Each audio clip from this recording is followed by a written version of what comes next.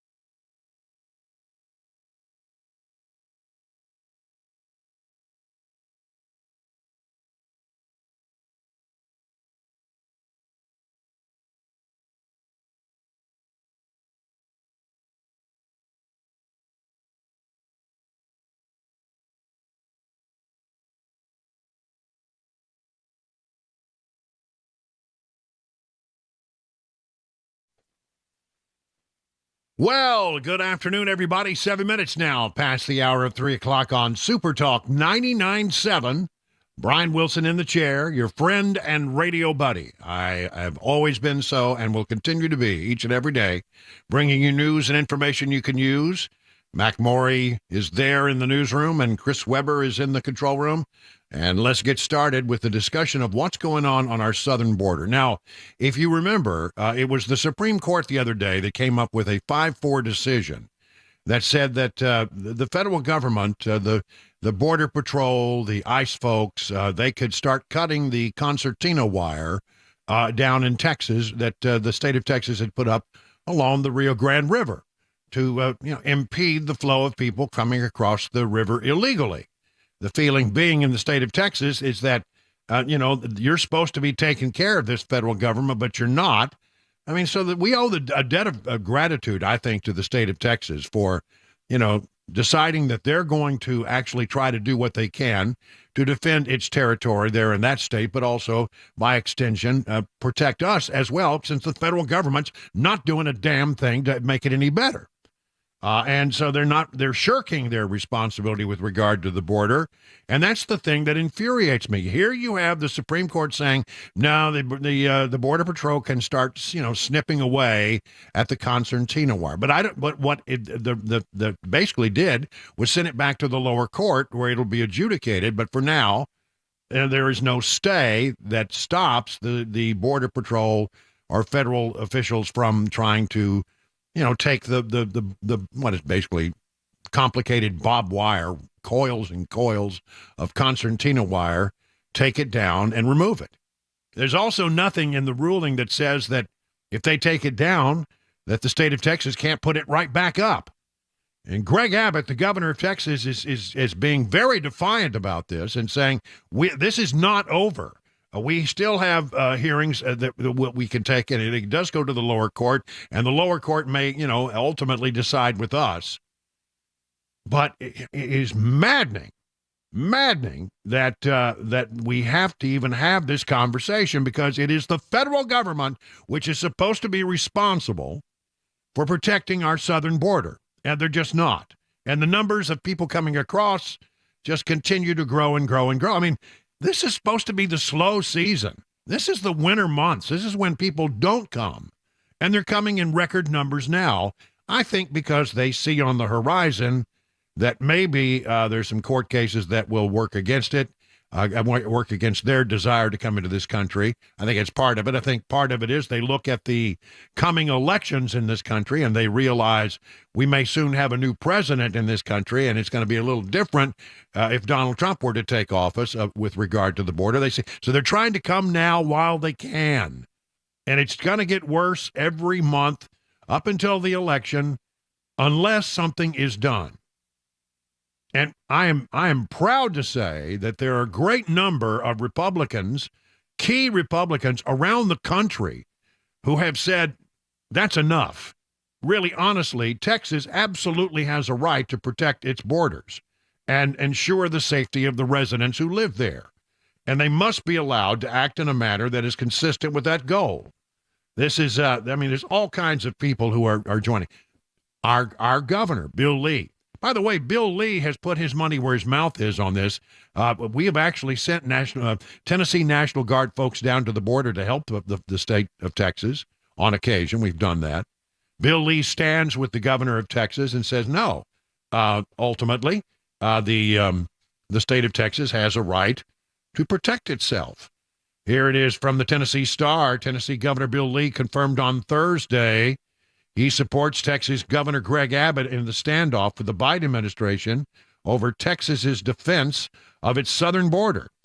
After the Supreme Court ruled that the federal government had the authority to remove border defenses erected by Texas to prevent illegal immigrants from crossing the southern border, Abbott invoked the state's right to self-defense on Wednesday, declaring that the Biden administration failed to do its duty to protect the country and President Joe Biden violated his oath to faithfully execute immigration laws enacted by Congress. Well, the governor has said that he is supportive of Abbott and said inaction from Biden and the federal government is putting Americans in danger. Quote, the federal government's failure to secure our nation's southern border is jeopardizing the safety of all Americans. Tennessee has always stood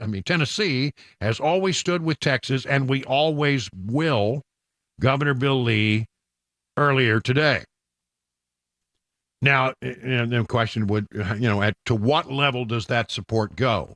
Is it just we are with you in spirit, or will they be sending some more National Guard troops back down there? There are 11 other Republican governors who have decided that something needs to be done. And a fair number of Democrats are now joining the cause and saying, we need to do something about it. I mean, honestly, it's big city mayors. There are some Democrat governors who are urging the Biden administration to take action, and I mean, it's just maddening that the Biden administration continues to spout this nonsense, as we heard from Karine Jean-Pierre. Let me start that again because I want you to get the full flavor of all that. Here's Karine Jean-Pierre. And I also want to remind folks who are watching that on the first day of this president's administration, he introduced a comprehensive immigration plan because he understood and knew, right, as many of us do, that immigration system had been broken for decades and we needed to actually deal with it in a legislative way. I am so tired of that line. It is so misleading. Karine Jean-Pierre, I'm surprised her nose hasn't grown out like Pinocchio's nose. She's a liar, or she lies through omission. Yeah, I mean, you did put together a package, and you may have put it forward, but you knew full well on day one that the package you were putting forward was an absolute non-starter, not only with Republicans, but with a fair number of Democrats, because what you want, the way you say, well, we're trying to fix the problem. We put forward a package to fix the problem. Their fix was to give every person who came across the border a pathway to amnesty. That's not going to fly with a lot of Republicans, but it's not even going to fly with a fair number of Democrats. It was dead on arrival the moment it landed because they knew that nobody would accept it. Oh, but we had a plan. Where's your plan? Our plan is to enforce the laws that are on the books, like we did in the previous administration. It's maddening, just maddening the way this goes. Here's another story. Republican lawmakers push to ban feds from removing border barriers after Supreme Court defeat. This is Fox News. Representative Mike Collins, Republican of Georgia, introduced legislation Thursday that would ban federal authorities from removing razor wire and other barriers at the U.S. border with Mexico. Collins' move comes after the Supreme Court handed down a narrow 5-4 ruling earlier this week, allowing federal authorities to do just that. Texas Governor Greg Abbott is in a pitched battle with President Biden's administration and has deployed the National Guard to stem the flow of migrants. Quote, President Biden is aiding and abetting illegal aliens who are swarming our border and raiding our country's resources, according to The Hill. Why else would he try to stop the state of Texas from turning them back to Mexico? With the Supreme Court with Supreme Court siding with the American last policies of the Biden administration, Congress must stand with Governor Greg Abbott as he fights for the sovereignty of his state and our nation. So, there is a piece of legislation that is pending. We have heard also from the Speaker of the House, Mike Johnson. I'm talking about the Speaker of the United States House of Representatives. The Speaker of the House, Mike Johnson, has also said that he stands with Texas. I mean, we've got a little rebellion going here. How far will this thing get pushed? And so if the state of Texas decides that they're going to defy what the Supreme Court has said, and they're going to continue to put up the concertina wire, what's the Biden administration going to do about it? Are they really, in an election year, going to send federal forces down there to enforce this? And then drive home to every American that they're not enforcing the border laws? I guarantee you that a vast majority of Americans look at Greg Abbott as an American hero. Not a zero. The zero is the Biden administration for continuing to flaunt, the will of Congress. Where's the action on that? Because they're not enforcing the laws that are written and are thwarting the intent of Congress in this matter. Of course, all of this is against the backdrop of a huge standoff that is now taking place in Washington. There is a desire for the administration wants to get more money for Ukraine and Israel and Taiwan and move forward on a budget deal. But in the House of Representatives and to a large degree in the United States Senate, the Republicans there, they are standing against the idea of doing anything that the Biden administration wants until they do something about the border. And there have been negotiations that have been going on largely between the President of the United States and the United States Senate. A senator from Oklahoma, James Lankford, has been sort of one of the key negotiators there. And there was a luncheon, I think it's on Tuesday of this week, I believe it was, where Republicans got behind closed doors in the Senate. And just, I mean, apparently it almost came to the bare knuckle brawl. I mean, it nearly turned into a waylay because there were a lot of people in the room who said, what is going on with these negotiations? What are you trying to shove down our throat? Why won't you tell us what the plan is? And they were yelling at Mitch McConnell, and they were yelling at Lankford. And I think Lankford is just trying to get something going. I don't think he's a bad guy. I just think he's out there, trying to get the thing off ground zero. But Mitch McConnell is pressuring, according to RedState.com, GOP senators to back a border deal before they get any details on what's in it. Well, you'll find out what's in it once you pass it. Sounds like Nancy Pelosi. Senate Minority Leader Mitch McConnell has reportedly been pressuring Republican senators to pledge support with the secret border bill before it's released to the public for open debate. According to multiple sources, McConnell has kept the largely complete bill secret until he can lock in at least 20 of the 49 Republican senators, even if he has to make minor changes to do so. The draft bill is being reviewed by the Senate Committee on Appropriations because the Biden administration wants $15 billion to operate its migration program in 2024. Now, look, if you're sending more people down to the border to actually enforce the laws of the land, that's one thing. But if you're just taking a bunch of money to hire new Border Patrol agents to go down there and process people and make peanut butter and jelly sandwiches for the migrants and take them to their doctor's appointments and give them, a ride over where they can get a free ticket to anywhere in America, no thank you. Not going to be on board with that. But you see, that's the thing. We don't know what's in the bill. And I'm telling you, the House of Representatives is not going to budge on this. And you know what? There's a fair number of Democrats in the House who are upset about this and are siding with Republicans on the issue of the Biden administrations and their unwillingness to do something about the border. About 14 of them. So the votes are there to continue to stand in the way of any kind of deal until the deal makes sense. The question is, when will that be? Can it be? Or is this just another way that they're trying to maintain the status quo in Washington? Well, I mean, when it comes to the border, we cannot accept the status quo any longer. This is ridiculous. I applaud our governor. I applaud the Republicans who are in the midst of fighting this tooth and tongue.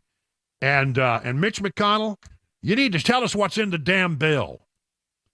I mean, enough of this backroom BS. I get a little wound up early this morning. It's 21 minutes, make it 22 minutes past the hour of 3 o'clock on Super Talk 99.7.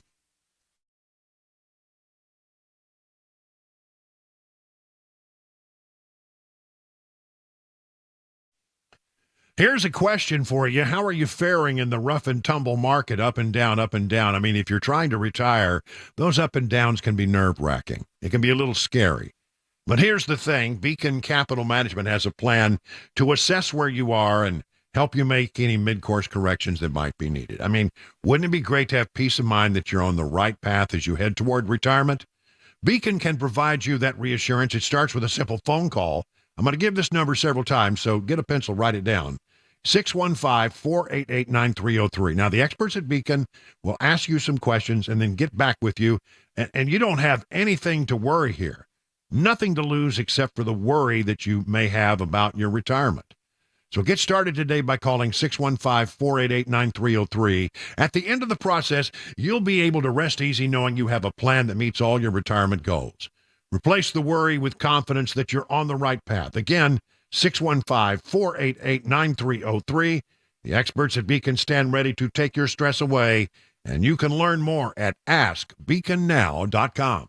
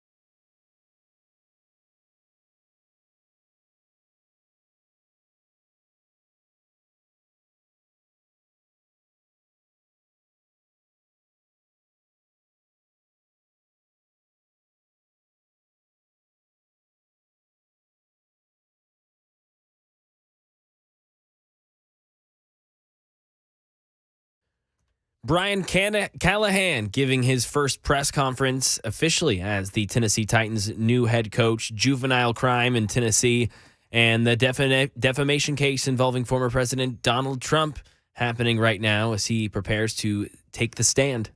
3:30 Super Talk 99.7 WTN. There's old Mac Morey. He's in the newsroom with all the stories, and he'll be, of course, along at 5:25 for this special breakout segment. It's a fan favorite, Mac Morey's Wild World of Sports, and we got stuff to talk about because we've heard from the new head coach, and can't wait to hear some more of that exactly, sound. Yes. Yeah. And there's Chris Webber over there pushing the blinky buttons in the control room, and doing it so ably. How's your day going there, Chris? Yeah, it's all right. It's wet. Yeah, just one of those days where I kind of wanted to just crawl back in bed. Uh-huh. You know? I know the feeling very well. Yeah. I don't get to stay in bed very long these days. I don't get the luxurious sleep in anymore because I've got a little baby bulldog that just, starts barking about 7 o'clock. Bark, bark, bark, bark, bark, bark, bark. Get up. Once out of the cage, once out of her little crate. We've got a big round. It's an arena sized thing. It's just huge. It's big, but she doesn't want to be. She wants to be out and running around. So we end up getting up early. Today, I am, and I'll talk about this a little bit later in the form of an ad. But I'm beginning a weight loss program. Ooh. Well, I had the shingles last year, and it hit me hard. That was a weight loss program. Yeah, it's one I don't recommend for anybody. I lost 60 pounds. Yeah. And I hated the way I did it, but then I started to look, hey, you look pretty good losing 60 pounds. So the problem is about 2/3 of it has come back already. Wow. I started to feel better and got everything, some health issues worked out, and I started to feel better. And man, the pounds just came rushing back. And I'm tired of that mess. I really want to get on something that's going to be life-changing. So I went over for my first appointment today with the folks at Restoration Wellness Med Spa. We'll talk about that later. But nice people, and I'm looking forward to getting that back under control once and for all. Not more of this yo-yo stuff. Yeah. I thought when I lost all that weight, I threw out all my fat clothes, and I thought that would make me stay skinny. Didn't work. Well, you got to clean out that drawer that's right down there. You know which drawer I'm talking about, the one with the snacks in it. Yeah. You're not supposed to talk about that. So anyway, there's that. And then let's see what else. Oh, yeah. So Cabana Wife is home today, and I don't hear as well as I once did. It's years and years of earpieces in your ear and headphones on your head, and it does take its toll over. A lot of radio people end up having this problem. A lot of TV people too. And so we're always. I'll be upstairs, she'll be downstairs, and there's always bellowing going on around the house when you need to tell somebody, what's going on. Mm-hmm. Right? And I got tired of the bellowing. I don't like to bellow. Well, I do, but on the radio, not in the house. Yeah. So I came up with, I thought was an ingenious solution. Okay. I got a series of wireless intercoms and have placed them around the house. And I have one here in the studio with me, which I can talk to her when she's over in the house. Okay. The thing is, she hates it. She hates the thing. Now, you keep your finger on the red button here. Uh-oh, you're going to try it I'm going to try this out in there. I'm going to see if she's paying attention. Okay. All right, so I do that, and I go, honey, can you hear me? And see if she responds. So she won't respond. So, the whole purpose of the intercom is that when you say something, they respond back. Yeah. No, she's not responding. She's like, not going to do it. But I can do this, and this will really irritate her.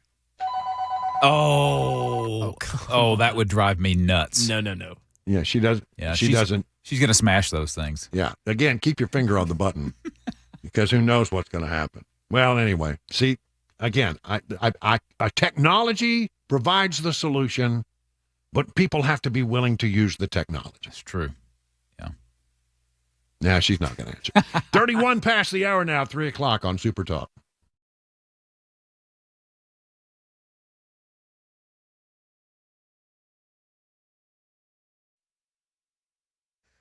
31 minutes after the hour of 3 o'clock, I'm Mac Maury with your top stories. 58 degrees in Nashville. Flood watch still in effect and heavy rain expected later on this evening. Weather forecast, traffic report coming up in 5 minutes. Titans update. Brian Callahan, new Tennessee Titans head coach, gave his first official press conference with the team today and spoke to how it felt right from the start, especially with general manager Ran Carthon. There was an instant connection with Ran and I. And we see building a team, we see the culture of the building the same. And that's an important part of this entire process. His energy and passion for the Tennessee Titans made me believe in him. And that's what made me want to be here, standing in this room. And I'm, again, thankful that I get to be here because a lot of that is because of what Ran presented as we started this process. He's an excellent communicator, and he's an outstanding person. He's earned my respect immediately. And, Ran, I can't wait to get going. Callahan, he's a past first offensive coordinator who led top offenses in Cincinnati these past few years. Even with his top two offensive players getting injured this season, that offense ranked 11th in the league. He says even though some things will change, he wants them to be a physical team who can run the ball like in years past. Crime in Tennessee, a 15-year-old facing charges connected to thefts in Hermitage. Metro Police say they arrested the teen today near South 5th Street, where he was found in a stolen Kia Sportage. The juvenile was already on probation for handgun possession and vehicle theft. And as the defamation case brought by columnist E. Jean Carroll continues in New York today, Donald Trump's lawyers prepare to call the former president to the stand to testify about his actions surrounding the case. Aaron Katursky. His attorney signaled in court today that she wants to ask him questions about his state of mind when he made statements already determined to be defamatory about E. Jean Carroll's sexual assault claim. And you can imagine that Donald Trump would want to say he was just trying to protect himself. He was president. Here's someone accusing him of sexual assault, and he wanted to fight back hard, as is his custom. And that is the latest news. Traffic and weather next. I'm Mac Maury, WTN News.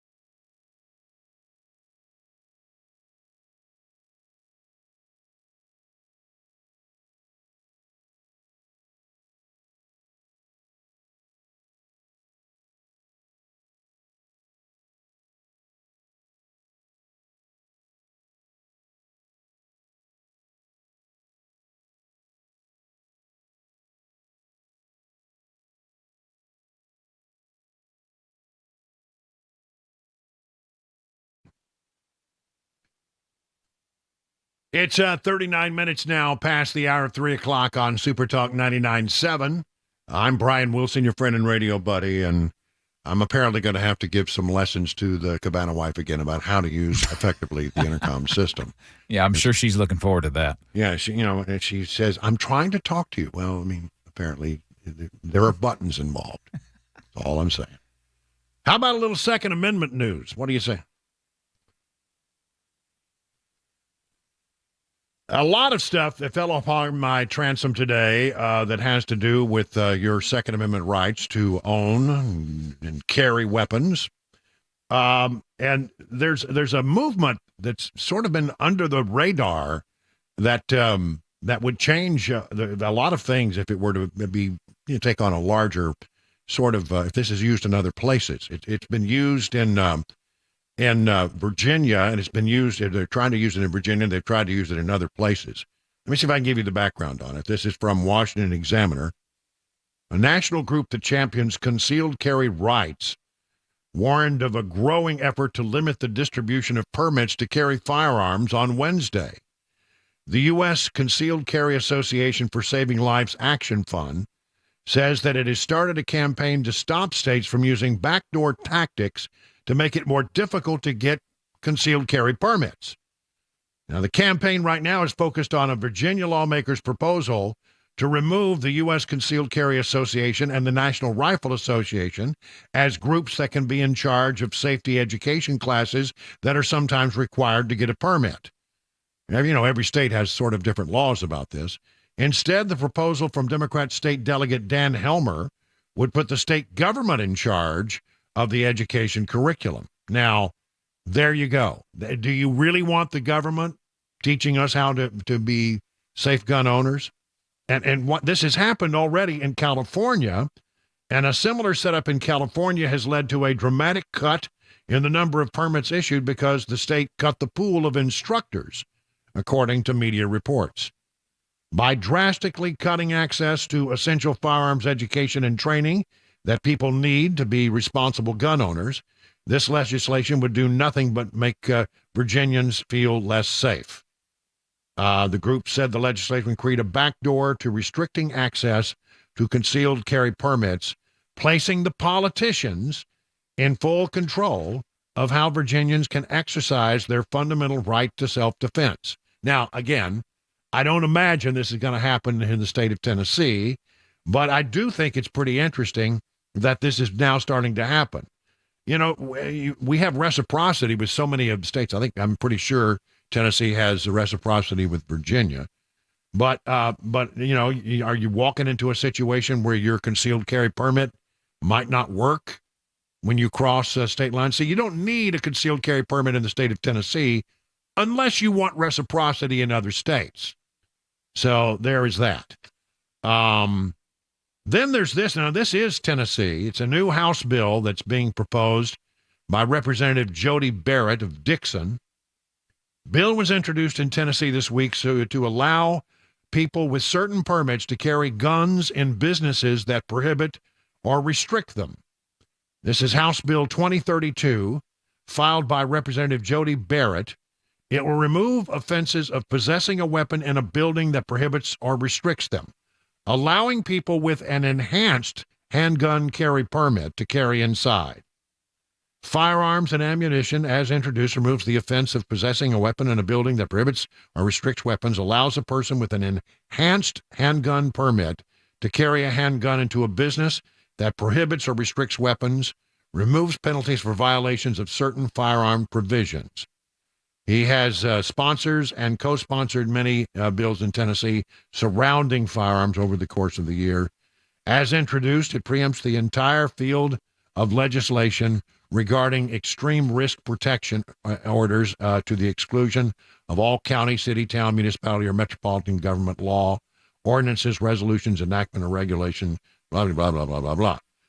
And there's another one, as introduced, authorizes a person with an enhanced handgun permit to carry a handgun on school property unless the person knows that the respective school provides armed security on the school property.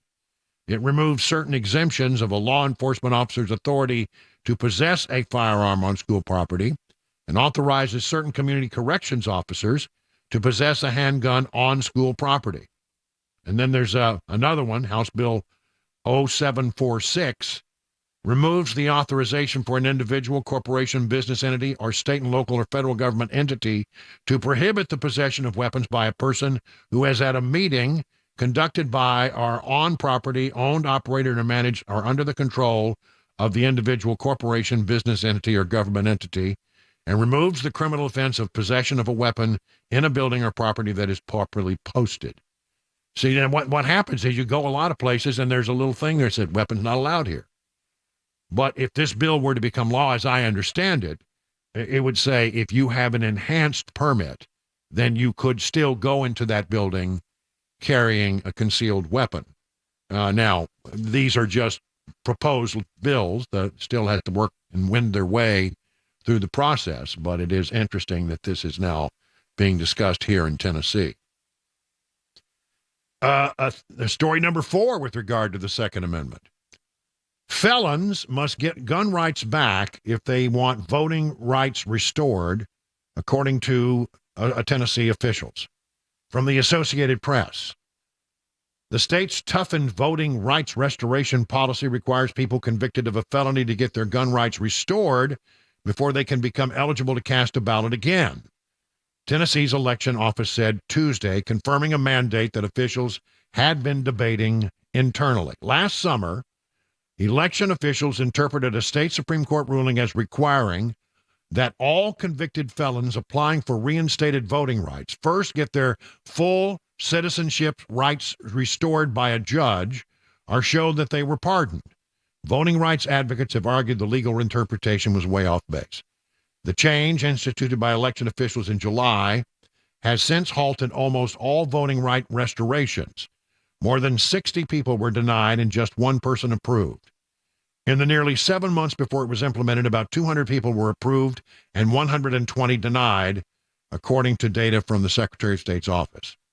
State Elections Coordinator Mike Goins revealed the gun rights decision Tuesday when asked about it by the Associated Press. Pointing to the court's ruling, he reiterated that someone's full citizenship rights must be restored before they can regain the right to vote, and added, under the Tennessee Constitution, the right to bear arms is a right of citizenship.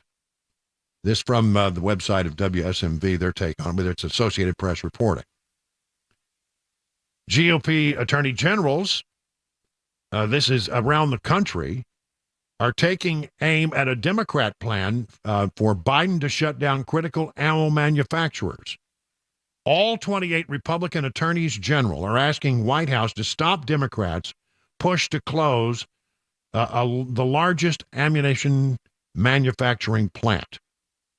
Every Republican attorney general in the country blasted their Democrat counterparts for attempting to shutter an ammunition factory in Missouri, a letter sent to the White House reveals. In a letter obtained by Fox News, all 28 GOP attorneys general asked President Biden and White House Office of Gun Violence Prevention Director Stephanie Feldman to disregard their Democrat colleagues' request to end commercial sales from Lake City Army Ammunition Plant, one of the country's largest ammo manufacturers.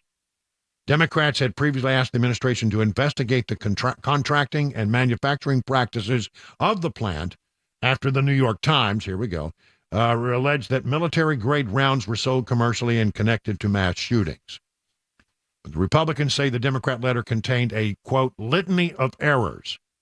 Perhaps those states should focus more on prosecuting crime to stop mass shootings rather than trying to stop lawful Americans' use of guns and ammunition. The tactic is an overt attempt to punish Americans and their exercise of their Second Amendment rights, they wrote.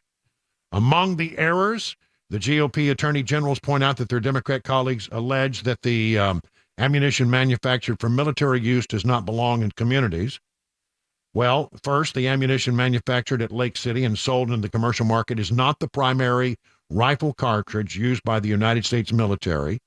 The primary cartridge is proprietary to the Army and may not be sold commercially. So they're actually going around trying to change it simply by telling things that aren't true. Secondly, while the United States military purchases and uses a particular type of ammunition, that is not determinative as to whether it is military ammunition that should be banned for public use. See, this is what happens when your New York Times, the vaunted Second Amendment experts over at the New York Times, try to report a story, and then everybody says, oh, but it turns out that the reporting was inaccurate. It didn't understand. They're reporting on something that they have no real understanding or knowledge of. So there's that. Again, I'm glad that our GOP attorneys general are on that one for sure. You know, it is amazing to me how it is that the Democrats continue to try to go after and do things, backdoor policies, urging the administration behind closed doors to make some determinations based on a report that was filled with errors by the New York Times, doing everything they can to prevent Americans from protecting themselves when we're not the problem. Legitimate, legal gun owners are not the problem. What do they fear? What do they fear? They fear not having control. That's what they fear. And in my estimation, I'm so glad that we, on our side of the equation, do everything we can to try to make sure that our Second Amendment rights are protected. And again, this comes from a guy that has 2 concealed carry permits in 2 different states. I no longer live in Florida, but I had one there, and I've got one here. And I don't even have to have that if I want to concealed carry. But I'm in favor of making sure that we protect these rights and, whenever possible, expand these rights. And again, remember, it's not people like me and it's not people like you who are the problem. It's people who don't follow the gun laws. It's people who should not be having guns because they have felony records that should be, I think, the focus of our lawmakers. And they are here in Tennessee, but they're not in all of other places, and it's just wrong. Let us have our ability to protect ourselves and those that we love, and focus on the people who should not be having these weapons. All right? There's the problem. 51 past the hour, 3 o'clock on Super Talk.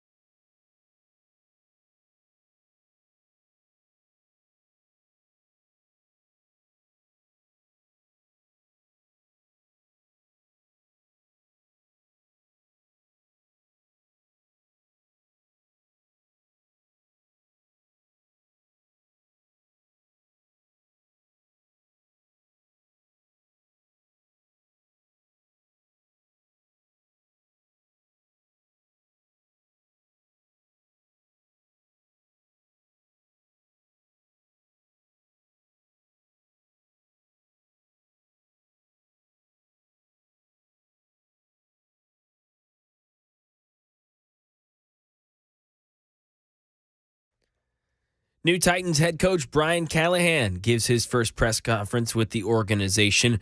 Rape in Tennessee, and we hear from the mother of the Michigan high school shooter, her opening statements in her trial. 4 o'clock, Super Talk 99.7 WTN. All right, thank you, Mac Morey. Listen, let's look at the markets now. Dow Jones Industrials up 242 points, S&P up 25, NASDAQ up 25. All screens were vibrantly green today, and the S&P closed higher for a sixth day. And it has a lot to do with GDP numbers. Standing by over at Beacon Capital Management, tell us more about that, is John Maxson. Hello, John. Hey, Brian. Good afternoon. Yeah, another record day today for the S&P. All the major indexes were green, so a great day. You know, there was an advanced estimate on GDP. Most economists were expecting around 2%. That came in at 3.3, so significantly higher. So the economy really continues to show strength in this Fed rate hiking cycle as we move back towards the Fed's goal of 2% on inflation. So that's a really good thing. The market believes the Fed is pivoted and that we're going to see anywhere from 3 to 5 rate cuts this year. So that's really good. Tomorrow's going to be a really big day to see about the timing of those potential rate cuts as we get the Fed's favorite inflation report, the PCE index, comes out first thing tomorrow morning. Really important report. All right, thank you very much, John. Find out about all the things that John and the other good people over at Beacon Capital Management can do for you with regard to planning for your retirement by going to their website, askbeaconnow.com. It is 59 minutes past the hour of 3 o'clock.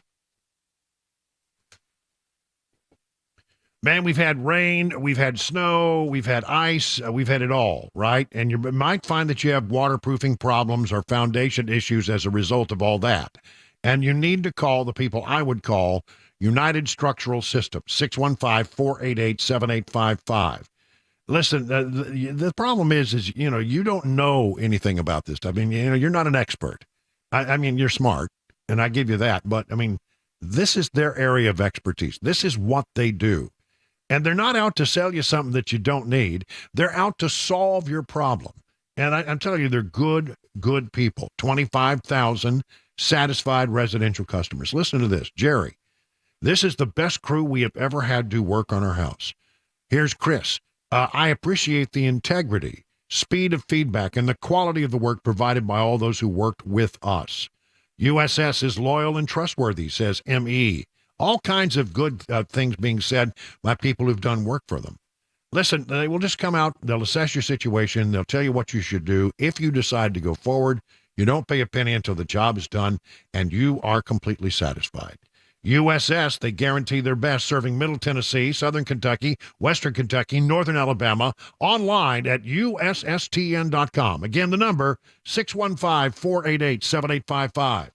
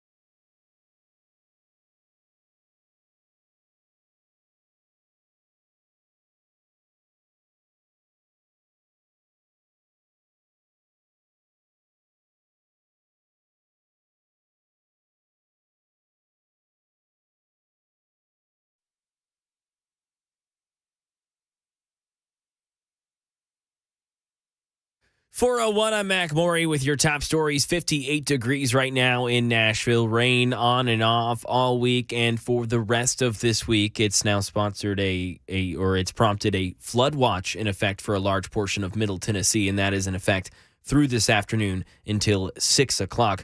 We'll keep an eye on the showers and how much and where they're going to be falling here in Middle Tennessee tonight.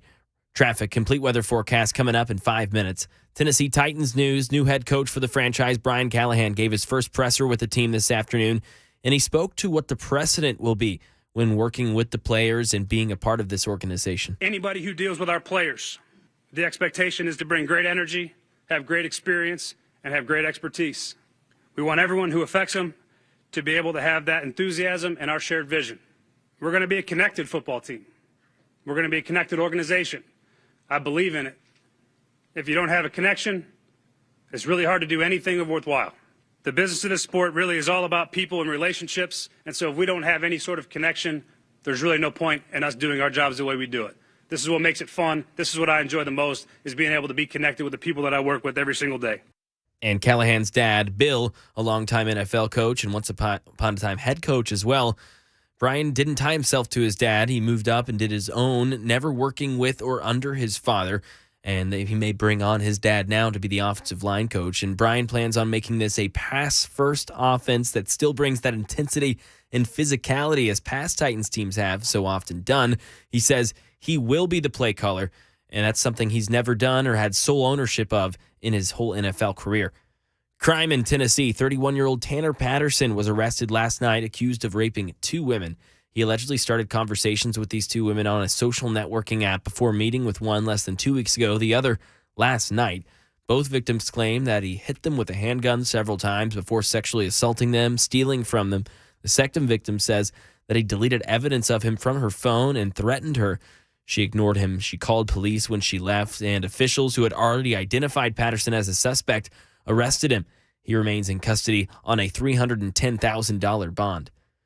And the mother of the Michigan high school shooter sits for opening statements in her trial. Derek Dennis. 2 very different opening statements in the trial of the mother of the Michigan high school shooter. Prosecutor Mark Keese telling jurors exactly what the case is about. It's about Jennifer Crumbley's willful disregard of the danger that she knew of. He claims Crumbley knew her son Ethan had access to a gun she and her husband are accused of buying him before the 2021 shooting at Oxford High School that left 4 students dead. But Crumbley's defense lawyer Shannon Smith says Ethan carried out the killings, not his mother. He did something she could have never anticipated or fathomed or predicted. And that is the latest news. Traffic and weather next. I'm Mac Morey, WTN News.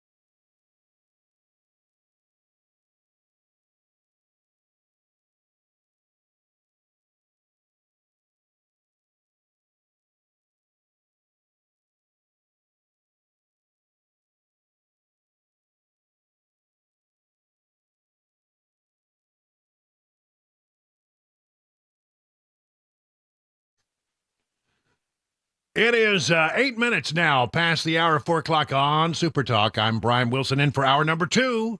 2 down. Well, we got 1 down, 3 to go. Math. It's always been hard. Are you ready to get after it and learn some stuff? Well, we got all kinds of stuff. And if you are a professional musician in this town, if you're within the sound of my voice and you are a musician, don't miss the next segment. Not this one, but the next one. Because, I mean, I'm shocked, stunned, and amazed there are still people who don't know about the thing that I'm going to tell you. In the meantime, let's start with this.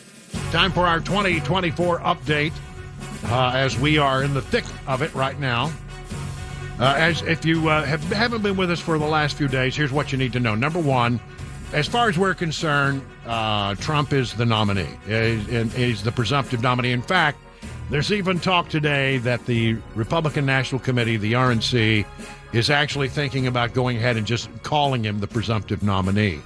Because, I mean, you know, the only person out there is Nikki Haley, and she's does not have a pathway to become the Republican nominee. There just isn't one. And nobody can see it. And everybody knows this to be the case, except apparently for Nikki Haley. But I don't see, I said this yesterday late, and we put it on the record. I don't see a pathway for Nikki Haley to become the Republican nominee. I do see a pathway for her campaign to stay alive, but not as a Republican. And so, what I'm just sort of saying is put this in the back of your, just put this in your back pocket and hold on to it. I would not be shocked, stunned, and amazed if Nikki Haley leaves the Republican Party and runs as an independent.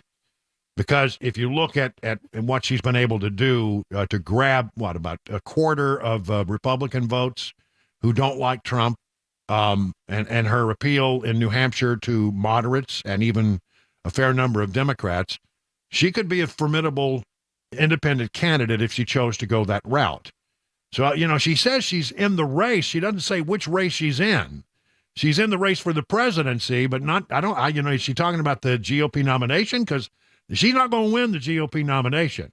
Is she still in the race, and she's saying she's going to be in the race because she's thinking long-term about running as an independent? Well, that would be a very different matter and something that we perhaps need to think about and keep an eye on as we go forward. Okay, that's enough of that. I may be right, I may be wrong, but we'll keep an eye on it. Now, new polls, general election polls. You're going to love this if you're a supporter of Trump.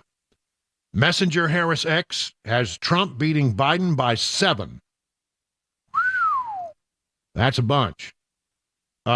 If you add, and that's just a direct Trump versus Biden, Trump wins by 7 according to the Messenger Harris X poll. But then they also look at it, well, what if it's a 5-way race, and they talk about, like maybe Joe Manchin or the other candidates out there, RFK, et cetera, et cetera, et cetera. Well, as I have said to you on many occasions, the more people you add to the mix, the worse it gets for Joe Biden. Trump would win in a 5-way race by 9, according to the Messenger Harris X poll, if that election were held today. Now, that's a lot. There is 1 or 2 other polls that show it that large, but most of it show it a very tight race. And in fact, here you have the Economist general election poll, which is out today, that has Trump winning by 1. But I will say this, that the number, if you aggregate these numbers, if you add them up and get an average, the Real Clear Politics average of polls in the general election, Trump versus Biden, has Trump winning by, nearly 4 points, which is getting to be outside the margin of error. It's 3.8 points. So, it is looking, favorable. And the numbers, every time a new poll comes out, it tends to sort of widen that gap a little bit and widen that average. I mean, it would be really something if Trump were to win over Biden by 7 or 9. I don't think that feels right to me, but I do believe that the Trump up by 4 is probably about right. It feels that that's probably about right. Another number that came out, News Nation did a poll saying, are we on the right track or the wrong track? And that's a really interesting number to look at in an election year. They have us on the wrong track by 43 points. I mean, it's 66 think it's the wrong track. 23% say it's the right track. Well, who are those 23%? I think we know who they are. Those are dyed-in-the-wool Democrats. Those are the hardcore, I'll vote for Joe Biden or the devil, whoever they run. It doesn't matter. So there's that. Now, for the GOP nomination, I told you, Haley doesn't have a pathway. Harris X poll, are you ready for this? Has Trump with 74% of the support and Haley with 11%. Other words, he has a 63-point lead over Nikki Haley in the Harris X poll for the GOP nomination. That's why I say she hasn't got a pathway. And, does she really want to go to South Carolina and get her butt kicked? Or are we going to see her come to her senses? I mean, a lot of people were calling on her to get out. And we'll get into that. You ready? House Speaker Mike Johnson, the latest to call for Haley to bow out after Trump's decisive win. The RNC chair also says she does not see a pathway forward for Haley. Well, we told you that yesterday. Donald Trump has done what no other Republican non-incumbent has accomplished in modern politics, scoring wins in the opening contest of Iowa and New Hampshire.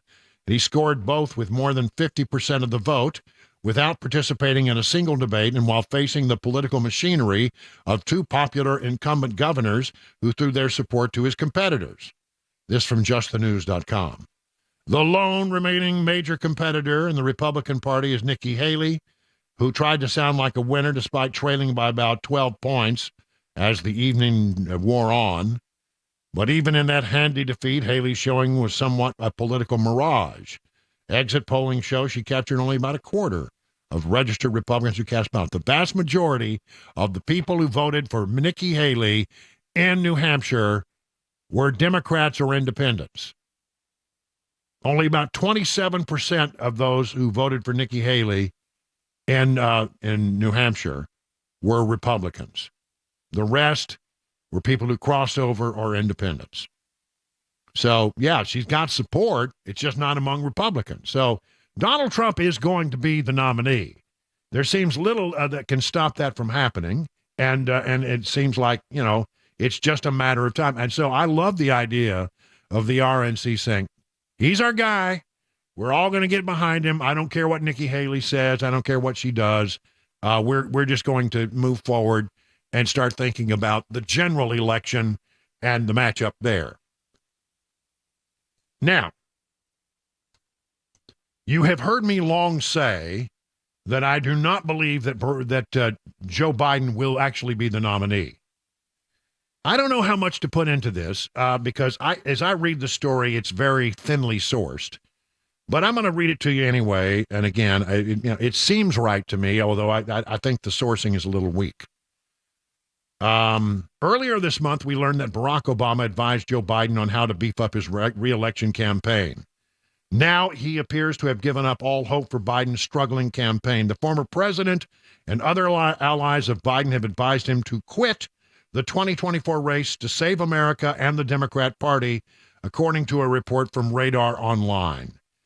Insiders snitched that the tensions between the two presidents recently exploded after an irate Obama rushed to a secret meeting and confronted Biden about his fading chances to fend off surging Republican candidate Donald Trump in the upcoming November election. Quote, incredibly, Joe seems almost oblivious to the lack of excitement about his campaign and cratering approval ratings. Recent polls show a scant 38% of Americans approve of his performance, with a whopping 58% holding a negative opinion of his work. Meanwhile, Trump has seized a lead in some national polls despite being under indictment on 91 charges and openly declaring he wants to be a dictator. Well, I don't know that I would say. He said that tongue-in-cheek, ladies and gentlemen. The other day we were told that something that the current president said was just a joke and that everybody needed to chill out. He was just joking. It was about Youngkin, wasn't it? I actually had this pulled up yesterday. and I didn't get a chance to run it. Let's just pull that up real quick. I got to get the right one here. And pull this up and just play that for you. Yeah, this was the joke that Joe Biden told when he was in Virginia. And he's visiting there. The governor there is a popular Republican by the name of Youngkin. And in the audience, though, where Joe Biden was speaking, was the previous Democrat governor, Terry McAuliffe. And he said, "Hello, Virginia." And the real governor, Terry McAuliffe. Well, that didn't go over real well. Yeah. Because, then Peter Doocy in the White House briefing room asked Jean-Pierre, is he an election denier? Is election denying a joke now? What do you mean? You have to say more than just make a random statement. Why did the president say, "Hello, Virginia," and the real governor, Terry McAuliffe? He was making a joke about Terry. He was making a joke. If you play it back, it's clearly that the president was making a joke. What's the joke? He was making a joke about McAuliffe's previous term as governor. How are you guys going to convince people, though, that this idea of denying election results is very bad if President Biden is going out and making jokes like this? Okay, he did not deny it. He congratulated Governor Youngkin. Matter of fact, when he won his election, he did it out of the gate. Out of the gate. Really, truly. He congratulated the governor. And not only that, we've had opportunities to work closely with the governor over the past couple of years. And, this is a president that works across the aisle. We've seen that many times. And he was making a joke. Yeah, well, if we have to accept that he made a joke, even though it was a weak one, then you have to accept the fact that Trump, when he said he wanted to be a dictator, was joking. He was kidding. It was clearly tongue-in-cheek, if you have any sense of humor at all. But again, we know Democrats don't have much of a sense of humor. Because it was clearly, he was saying, just for one day. He was just messing around. He's just being Trump. So, stop that nonsense. Anyway, long story short, the Obama people apparently now, if this story is correct, are now convinced that Joe has lost his grip. He looks more feeble and clueless every day. And here's a perfect example of that. This is our current president of the United States just yesterday. The beer brewed here, it is used to make the brew beer in this refinery. Oh, Earth Rider, thanks for the Great Lakes. I wonder why he's trying. I'm not making that up. Why did all those people laugh? Did they understand it? If they did, they're all drunk. Because he didn't make any sense to me. Beer brewed here, it is used to make the brew beer in this refinery. Oh, Earth Rider, thanks for the Great Lakes. I wonder why he's trying. Remember the goats and other goats and little lambs eat ivy and kittens eat ivy too, wouldn't you? He sounds drunk, and he's just mumbling. And then there was this. This is in Wisconsin, where he needs to, win. I don't think he set the world on fire and inspired a lot of people with his performance there.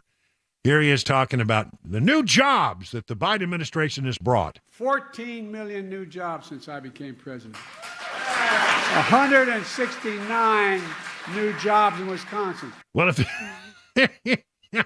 if there were 14 million nationwide and all Wisconsin got was 169, what, did they open up a new Target? I mean, come on. 14 million new jobs since I became president. 169 new jobs in Wisconsin. All right, I'll leave it right there. We got some Kamala stuff, too, and she had an interview on CNN, and the short story is nobody noticed. It is 22 past the hour, 4 o'clock.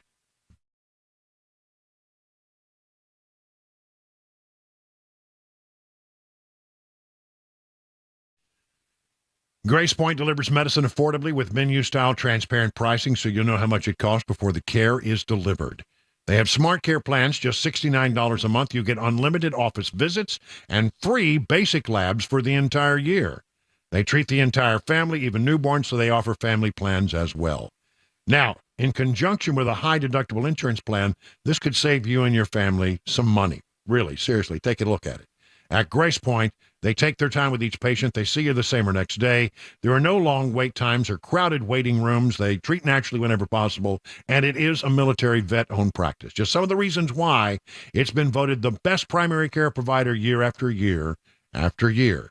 Grace Point Healthcare is on Main Street in Franklin.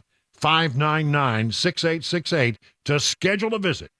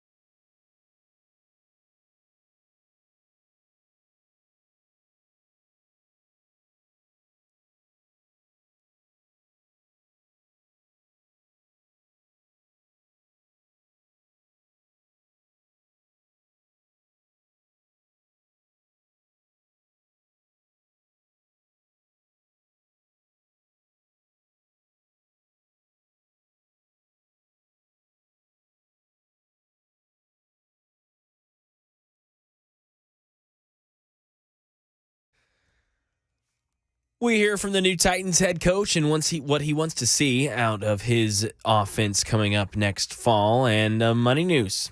That's at 4:30 Super Talk 99.7 WTN. I listen. If you are a musician at Nashville and you travel around the country out of Nashville and you don't know this, listen up.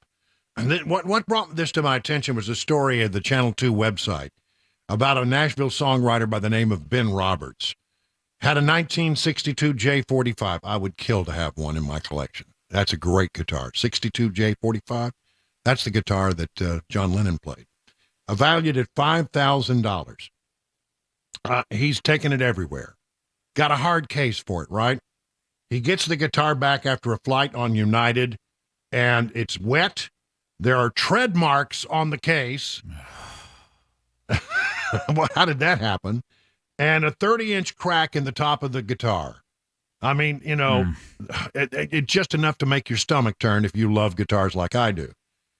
But the fact of the matter is you should, if you're a traveling musician, you should print out a copy of the carriage of musical instruments rule for the Department of Transportation. And it's Section 403 of the FAA Modernization and Reform Act of 2012. And here's the thing. You're allowed to put a guitar or other instrument of about that size in the overhead compartment. If you get there and there's a place to put it, you are allowed to put that up there on a first come, first served basis. And I've done this before. I've traveled with guitars, and I do that. I carry them aboard. I put them up there, and I've had flight attendants come at me and say, "You can't put that up there. That takes up too much room." And I say, "Well, do you know about Rule 403 of the Musical Instrument Carriage Act?" And they say, "No, I don't." And I always have a copy of it in my case, and I show it to them, and they go away. You can put it in the overhead, and it's absolutely allowed. Unless you get there and all the other space, it's a first come, first served basis. But if you go down the aisle until, you find an open spot and you stick it in there, they have to let you do that. And they can't ask you after you've put it in there to move it to accommodate someone else. They can't. So that's the rule. That's the FAA rule. And everybody who's a musical person who travels should have a copy of this in their instrument case. Rule number 403. Don't leave home without it. Just saying. It is 30 minutes past the hour of 4 o'clock on Super Talk.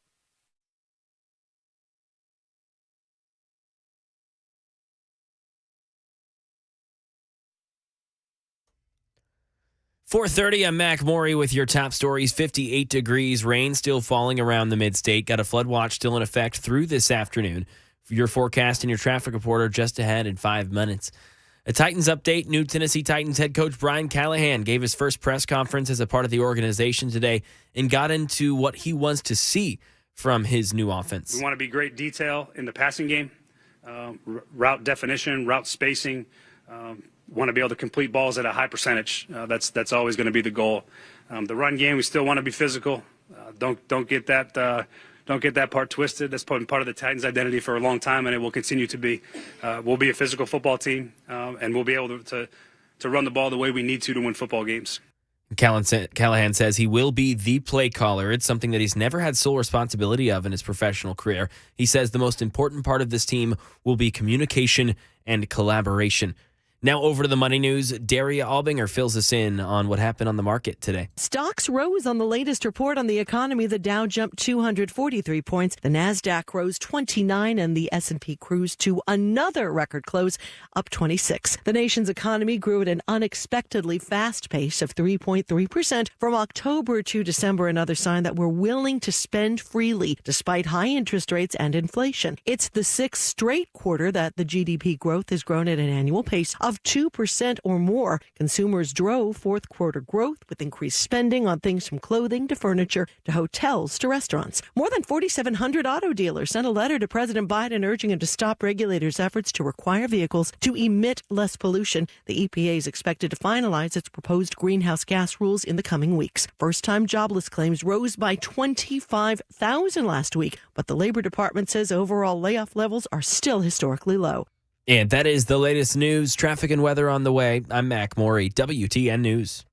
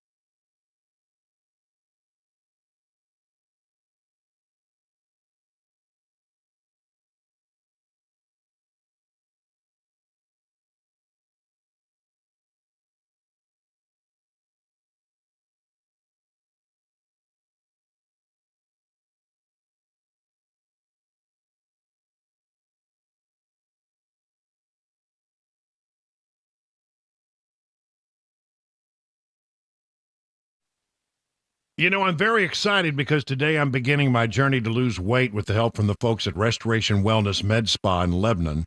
Yes, I did lose a lot of weight last year, but guess what? A lot of it is coming back. Now, I've never taken on a weight loss client before, but I really like the way Carly and Jamie and the folks at Restoration Wellness Med Spa approach this. It's not a one-size-fits-all approach. They took the time to really look at my history, my lifestyle, and customize a plan that best fits my needs. Yes, it's a customized treatment plan. So I began today, and I'll be sharing how it's going in the days ahead. Now, why don't you do what I did? Set up an appointment to develop your customized treatment plan at Restoration Wellness Med Spa. Be a part of the more than 1,000 patients who've already seen life-changing results. Whether your goal is to lose stubborn body fat or improve your overall health, Restoration Wellness has a solution for you. Take advantage of the newest technologies in weight loss management. 615-470-8124. That's restorationwellnessmedspa.com.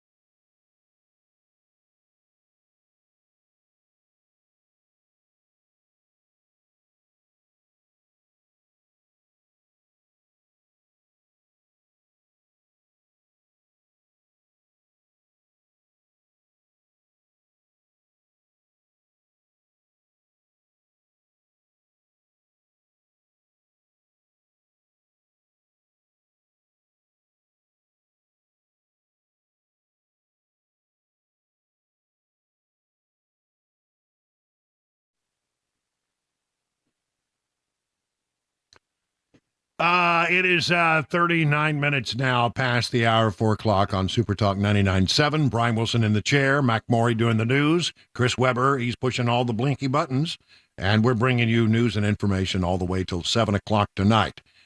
You know, I don't often, I just want to, before I move on to my next set, I don't often make recommendations for people to go see certain movies or to watch something, you know, that's out there on Netflix and other places, but I got to tell you, Cabana Wife and I sat down last night and decided to watch a movie, and we were both so touched by it, and we thought it was such a good movie. It's a baseball movie, It's a feel-good movie. It has a religious element to it as well, called The Hill.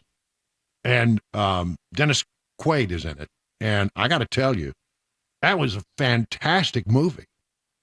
Have you heard anything about this? I had not heard anything about it until I saw your post.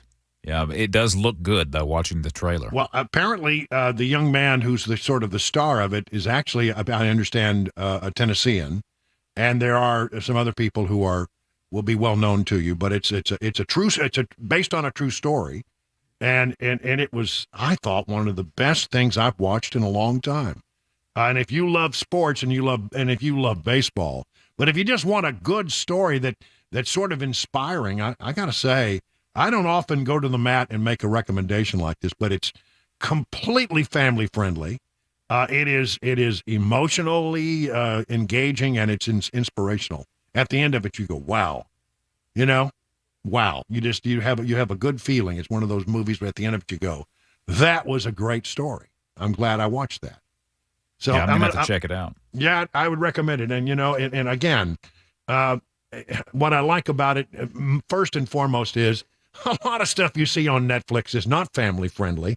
And that, that's all good and fine. That's an understatement to be sure.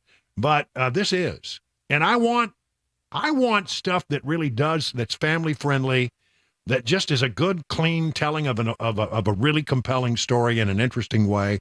I want those to succeed. Because I want more of that, not less of that. So again, I'm going on and on about it, but it was really good. It's called The Hill, and it's on Netflix. And so Mac Morey will love it because it's a baseball story. I was gonna say, I'm looking this up. I can't believe I haven't heard of this. I guess it just came out. I love Dennis Quaid too. He's so good at these kind of movies. Yeah, he was good in this role. He plays a preacher, and I'm not going to give anything away, but I mean, it is. It's a period piece that runs from the 50s to about the 70s. And you'll love it. I think it's quite good. I'm in. All right. I want to do some Tennessee news here. Nashville's mayor, new transit director, has to leave the office just as the city is about to contemplate whether or not to hold a transportation referendum. Again, let me just say, on the issue of transportation, Mayor Freddie O'Connell, if you or your people can hear me within the sound of my voice, let me say there is no solution to our transportation woes that can be met if it's strictly a Davidson County approach. It has to be a regional approach. There needs to be a regional approach, and you can do whatever you want to do to fix things or to do things around the edges in Davidson County if you want. But it's not really going to solve the problem. But anyway, he hired a woman by the name of Tanisha Hall. She's stepping down from the position of Director of Transit and Mobility. Turns out she has a business with a disadvantaged business enterprise certification, and her role on the mayor's transit team could jeopardize that status, which apparently she feels is very important. So she's stepping down. It's not that they're upset or she's upset. It's just apparently it's not a good fit for her business. But again, the timeline to prepare for a potential November vote is tight, writes the Tennessean. State law requires a transit referendum clear several hurdles to get on a ballot, and a detailed transit improvement program to be developed and approved by an independent public accounting firm. The state controller, Metro Council must sign off on it before it can be sent to the Nashville voters. So time, tick-tock. Is it going to happen? I don't know. But again, Mayor, yes, we have transportation woes, but adding a couple of new buses and one-way streets is not going to fix the problem. We have bigger problems than that. And so, you can tinker around the edges if you want to, but really, honestly, if you're going to get serious about transportation, it has to be in conjunction with other entities around us. It has to be regional, not just Davidson County. In Tennessee, there is a bill. There's a bill that's moving out of committee right now in the Criminal Justice Committee of the state legislature that would allow someone to be served the death penalty as punishment for raping a child, aggravated rape of a child, or especially aggravated rape of a child, sponsored by William Lambert, who is the majority leader of the House, believes that it would be the ultimate penalty after years of analysis and conversation. And there were some Democrats who could not vote for it. Notably, Representative Gloria Johnson said she does not believe that child rapists should get the death penalty. She fears for victims who are raped by family members and their ability to report. It's a heinous crime, and I hate to think about life in prison, she says. But anyway, listen, if there's ever a crime for which there needs to be the death penalty, it is the people who would take and rape a young child. It is just the ultimate evil act, I think, short of murder. There's nothing that I think is more reprehensible than to sexually assault a defenseless child. There's another bill that is being considered in the state legislature to eliminate Tennessee's grocery tax and increase the corporate tax. Now, I don't know if this is going to go anywhere. It's being proposed by Democrats. Now, they did pause the state's 4% grocery tax for 3 months. It was a nice little break, wasn't it? But some Democrats say that they heard from constituents who said that, well, they really felt it when the tax came back. So they're proposing that we increase the corporate tax and do away or at least greatly reduce the grocery sales tax. So there you have that. We'll see what happens with that. Probably, since it's being proposed by Democrats, not going very far. It is rare when you have a politician who doesn't like it when somebody wants to move a headquarters to Nashville or into Tennessee. You think that, that's a good thing, brings business, it brings employment, etc. And most people are very excited. I mean, then politicians line up to take credit. Well, look who's coming to Nashville. Look what I brought you. I got you this new company. It's going to mean jobs. It's going to mean growth. It's going to mean increased tax base, all these things. But Marsha Blackburn is very much aligned against TikTok wanting to move its headquarters to Nashville. She released a statement on it yesterday. We do not want communist China to set up shop in our backyard. TikTok's parent company ByteDance is tied to the Chinese Communist Party by strict laws in Beijing that force companies to hand over users' personal data. TikTok's collaboration with China's-based ByteDance all but confirms they are surrendering millions of Americans' personal information directly into the hands of the Chinese Communist Party. She is right about this. Yeah, your kids, and by extension you, because you're in their contact list, if they're on TikTok, there's a good chance your personal information is on a server in China. This is not only a violation of user privacy, but a tremendous threat to our national security, and we do not want TikTok operating anywhere in the United States, especially not in our state.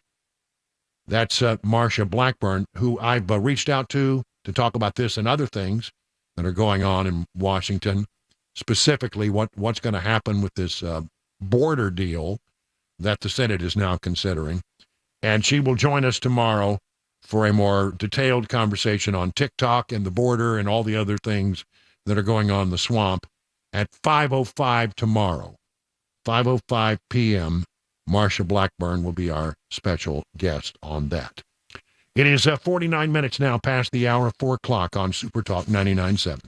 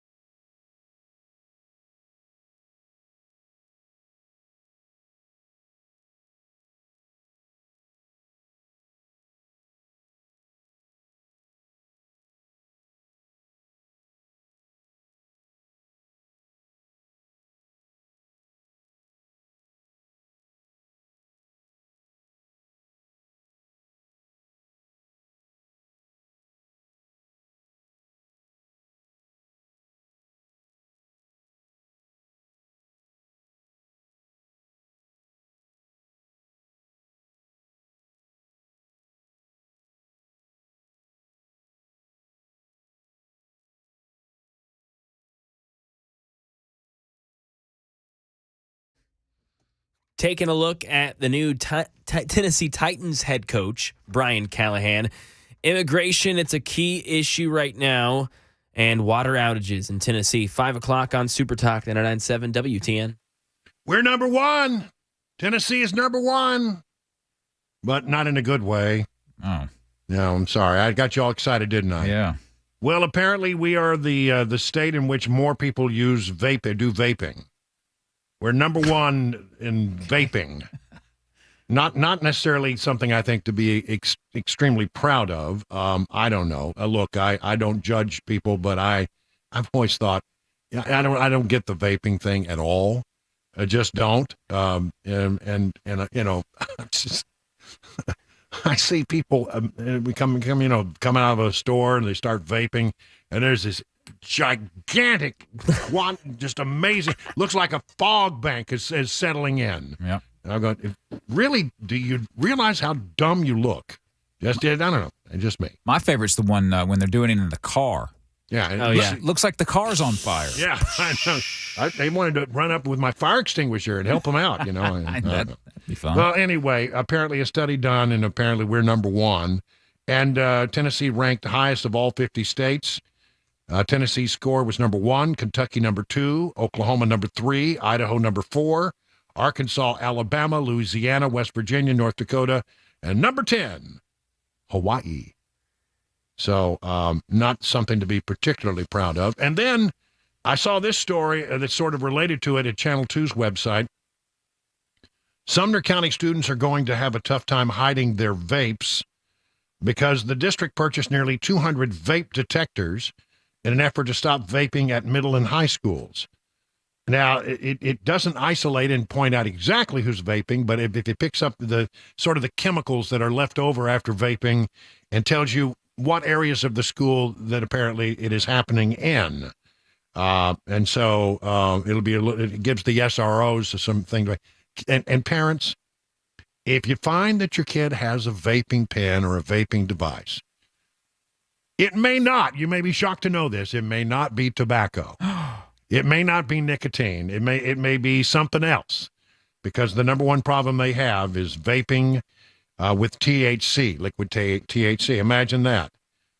Anyway, so, Sumner County, let us know how that works out. It's 58 minutes past the hour, 4 o'clock on Super Talk 99.7.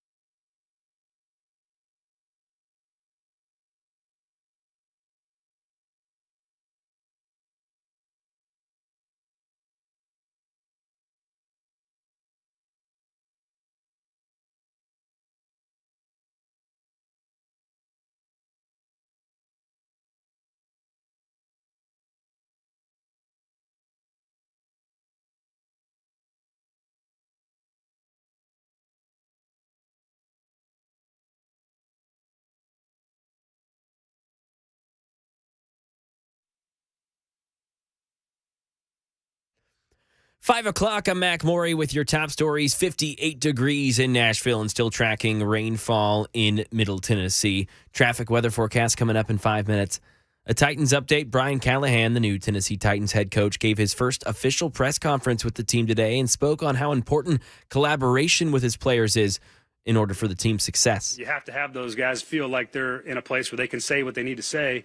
And they don't listen to everything. It's not always exactly, not everything they suggest works every time, but you want an environment where they feel like they can do that and feel like they can have input into what's going on because they're the ones that have to go out and do it. And so if a player says, I don't understand this, how come we don't do it this way? Well, it's my job to explain why. And then if he just doesn't understand it, I ask him, well, what do you think about it?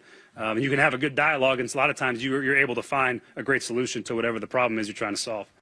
Callahan is a pass-first offensive coordinator who led top offenses in Cincinnati the past few years. Even with his top two offensive players getting injured this year, that offense was ranked 11th in the league. He says even though some things will change, he wants them to remain a physical team who can run the ball like in years past.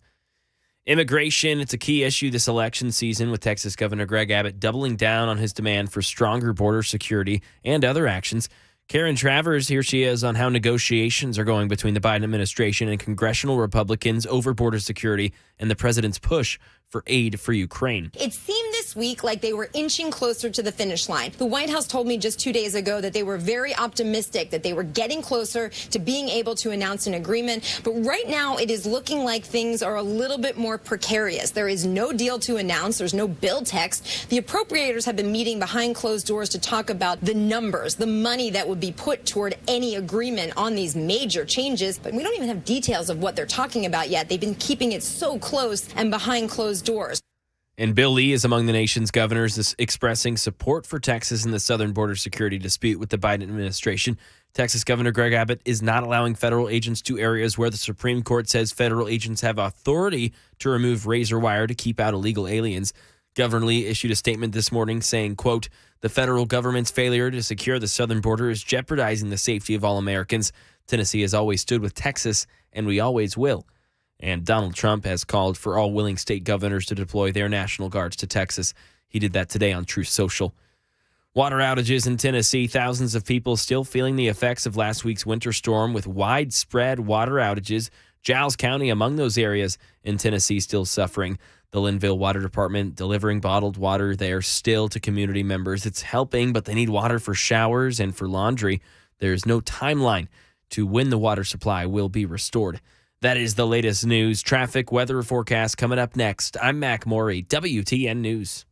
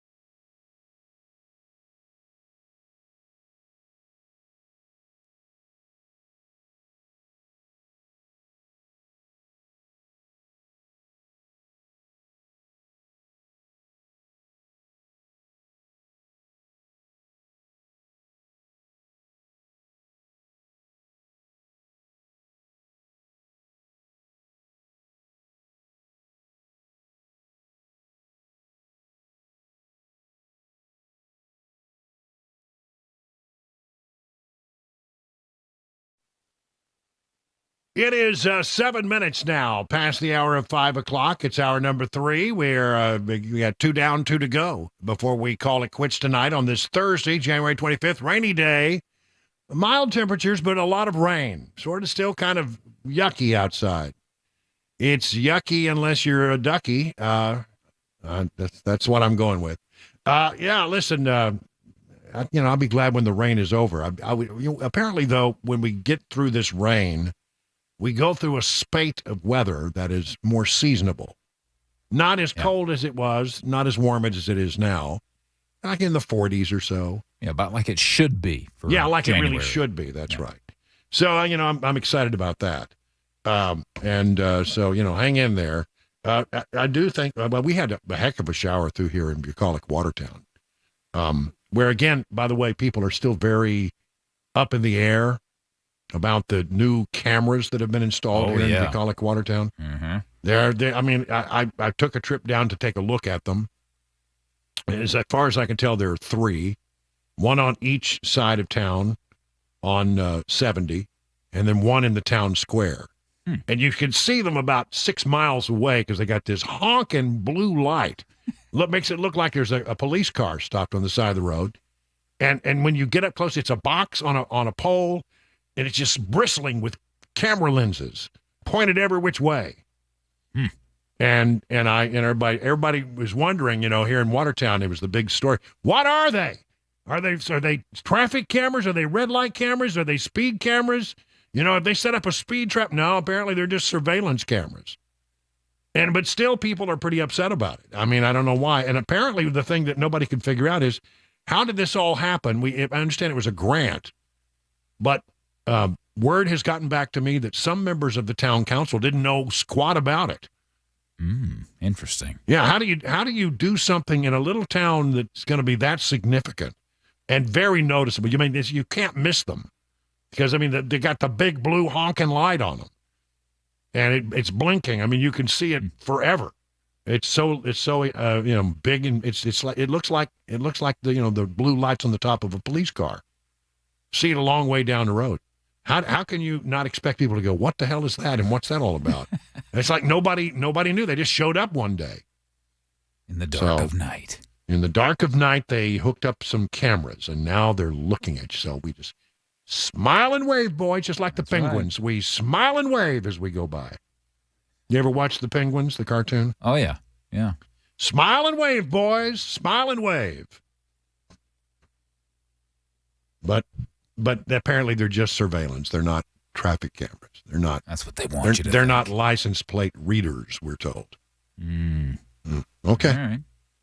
People are upset. I'm telling you. It's the talk of the town. It's our own little thing going on right now in Bucolic, Watertown.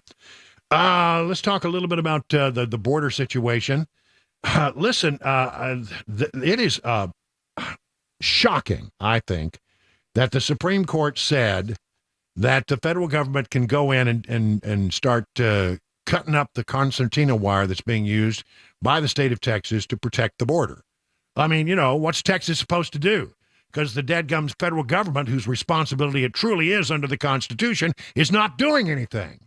So Texas says, enough is enough. We're getting overrun here. We're getting crushed, and you're not doing anything. So we're going to put up some concertina wire. And now the Supreme Court says, well, the Border Patrol can cut that up if they want to. The state of Texas has taken over a park in Eagle Pass where a lot of people come across the border, and said that the federal officials can't come in.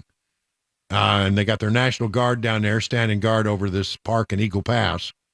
And now today, apparently, the Biden administration has sent a note saying, we want access to that park starting, I guess, tomorrow. So really? Okay, this is going to be interesting. Because, Governor Abbott is a tough little guy. He is, and he's not having it. And he says, nope. We're going to do what we have to do to protect the state. See, the Supreme Court said they could cut it. I don't think there's anything in that rule. In fact, there was really nothing in it. It just said, they can cut it. That's the only thing they said, and they sent it back to the lower court. I don't think that the case is legally over, but, there's nothing in that Supreme Court decision that said the state of Texas can't replace it if they cut it. So you cut it, okay, we'll put it back. You cut it, we'll put it back. Let's see who wins that race. See, because I don't think the Border Patrol really wants to really do this. They're being forced to do it by Washington, by the Biden administration, and I don't think they really want to do it. So I think, if you go back two or three times, they'll get tired of cutting it and only have to come back and cut it again. And I think Texas will win long term. But okay, let's play this out. Texas says, don't touch our barbed wire. You're not coming into this dadgum park. And the Border Patrol says, oh, yes, we are. What are you going to do? Are you going to have the Border Patrol and the Texas National Guard get into it?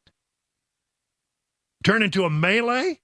I don't know how you back that up. And if you do, I'll tell you what, the American people will side with the state of Texas and not the federal government and not the Biden administration. It just escalates a situation where, Biden is going to look like a joke because he's not securing the border. What was the number one thing that was the thing that was on the mind of voters in Iowa? Exit polling showed it was not the economy, but immigration. What was the number one thing on the minds of voters in New Hampshire? It was not the economy, it was immigration. And if you ask Americans, what are they most concerned about right now, immigration is the one that comes up most often. People are really irritated by what's happening out on the border, and I think they side a lot more with the state of Texas than they do with the federal government. But now there are a lot of people who are backing up Governor Abbott. I think all the Republican governors pretty much have backed him up, including our Governor Bill Lee, who is saying, for the record, the federal government's failure to secure our nation's southern border is jeopardizing the safety of all Americans. Tennessee has always stood with Texas, and we always will. All right, so how much are you going to send some more people down there to the border to help them out? Well, is this going to turn into, a real standoff? The sovereignty of the state of Texas versus the sovereignty of the federal government, which the federal government is not protecting? I don't know.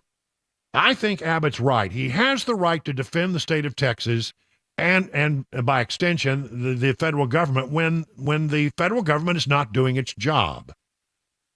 A lot of governors are backing him up. A lot of GOP lawmakers, including the Speaker of the House, have said that they are backing Governor Abbott and that they're going to do everything they can. Here's something that's happening right now from FoxNews.com. GOP lawmakers urged the Department of Justice to forego the immigration lawsuit against the Lone Star State, saying Texas should not be punished. Texas has a responsibility to ensure the safety of its residents and must be allowed to act in a manner that is consistent with that goal. This is a bunch of lawmakers wrote in a letter expected to be sent to Attorney General Merrick Garland. More than a dozen House Republicans from Texas called out the Biden administration for its inability to secure the southern border while simultaneously targeting those who attempt to do so.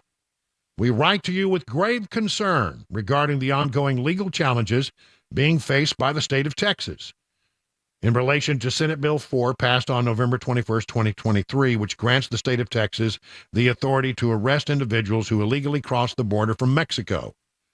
Earlier this month, the Justice Department filed a lawsuit against Texas over SB 4, pitting Governor Abbott against the Biden administration as both remain at odds over how to handle the escalating crisis at the southern border.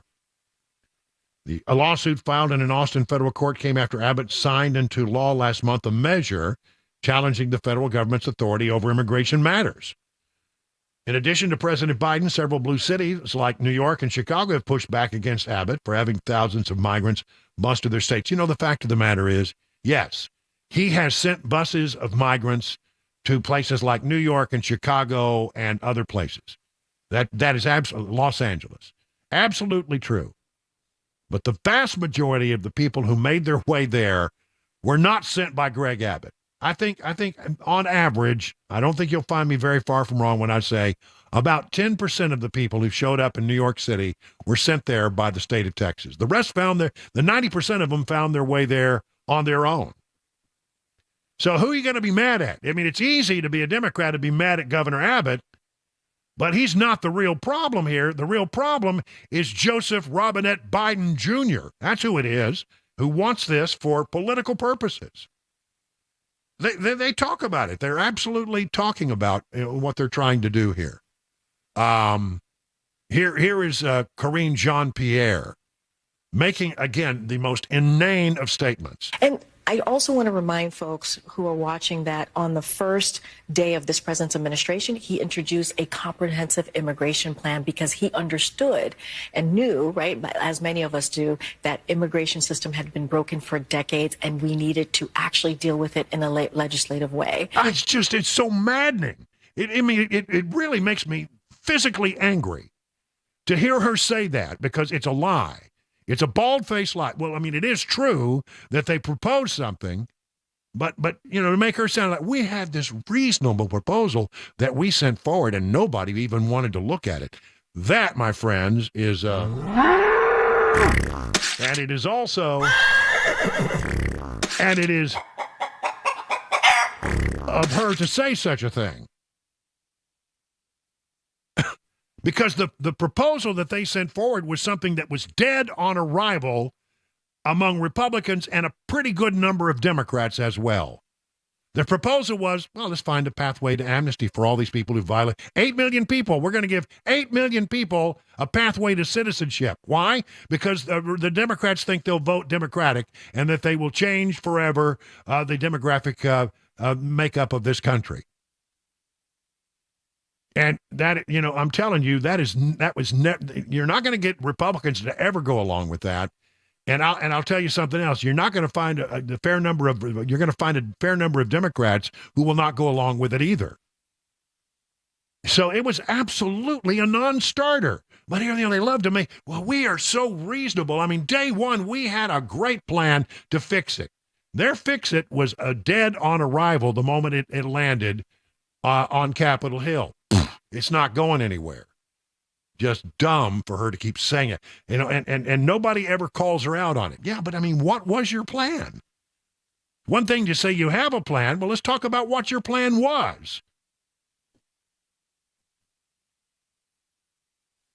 There is a movement underway to cut some kind of deal with the Biden administration to get funding for Ukraine, to get funding for Israel, and then to also fix the border. None of it is going to move until the Biden administration comes up with something to secure the border more than it has. And it's got to be done in a way that if they don't do it, then, you can pull the plug on the things that we're going. I mean, you've got to do something.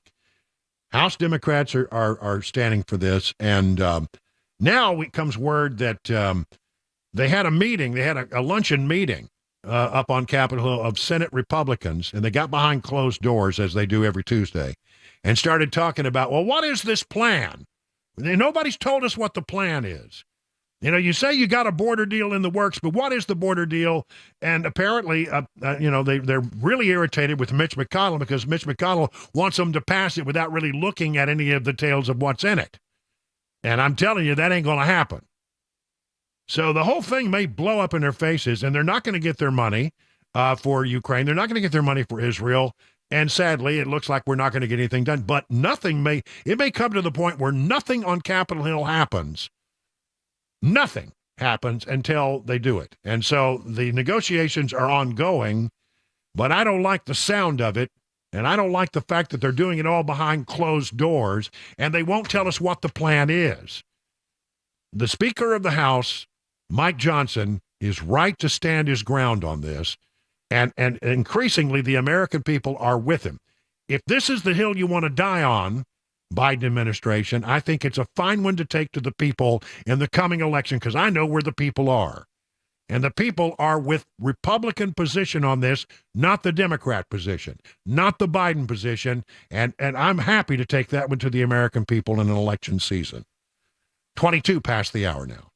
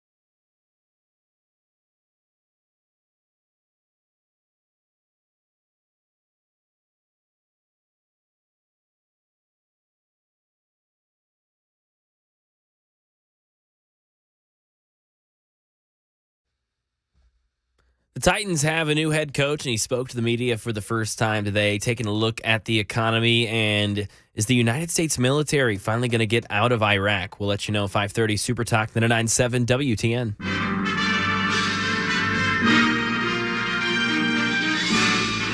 Spanning the globe to bring you the constant variety of sport, the thrill of victory, and the agony of defeat. That's right. It's time for Mac Morey's Wide World of Sports. We want to get right to it because we got a lot to talk about. Here's Mac Morey. Woo! I've truncated introduction. I know. Sorry. Yeah, that's okay. That's fine. You're right. We got a lot to get to. We got a lot to talk about. All right. So we have a new head coach. Yep, and officially. we have heard him lay out his vision for the future of the Titans.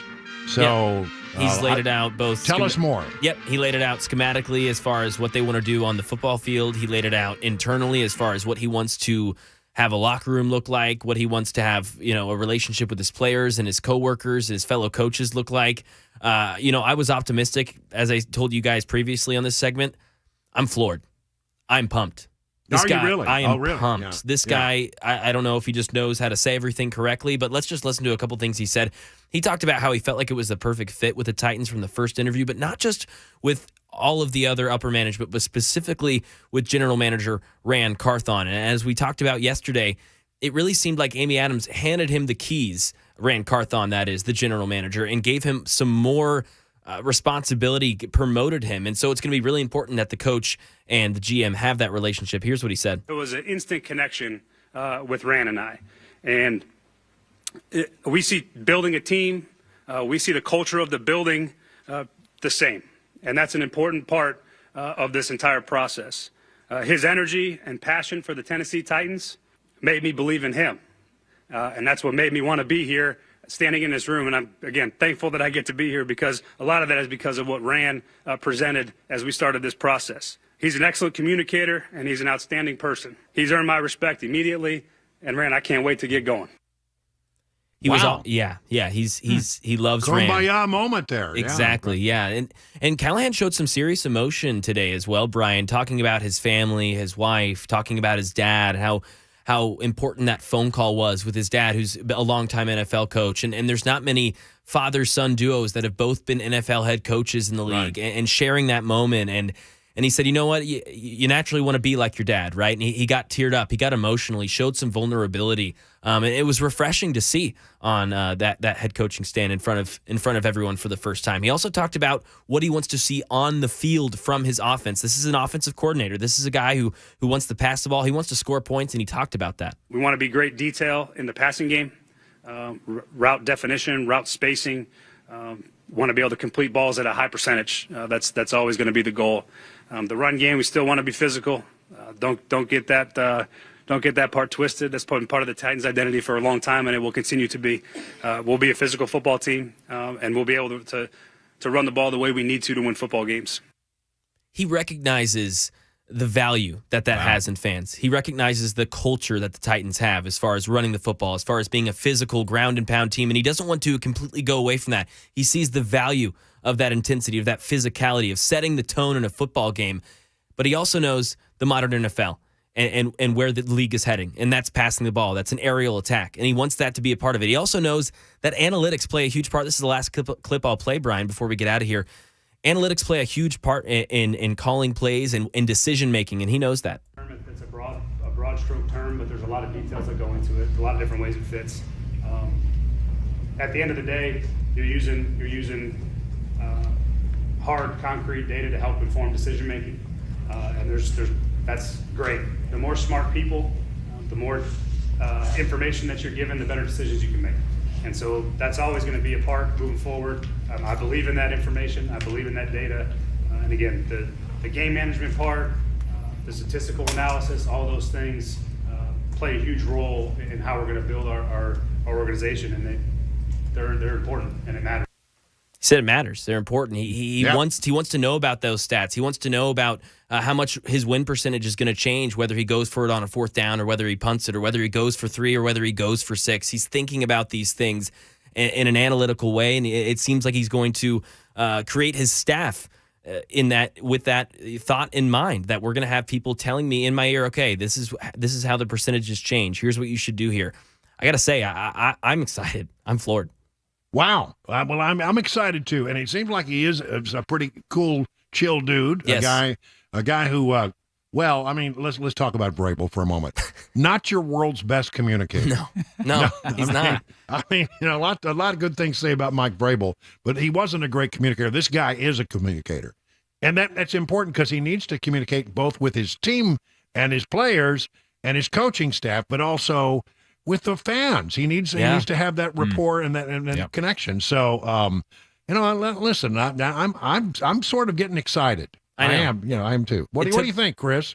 Yeah, I think he's saying all the right things. He's doing what he needs to do to kind of energize fans as the new head coach. He's doing exactly what he needs to do. I think I like it. All right. Well, we got to move on. It's time for the news now. We'll take off our sports hat, put on our news hat. Time for the news on Super Talk 99.7.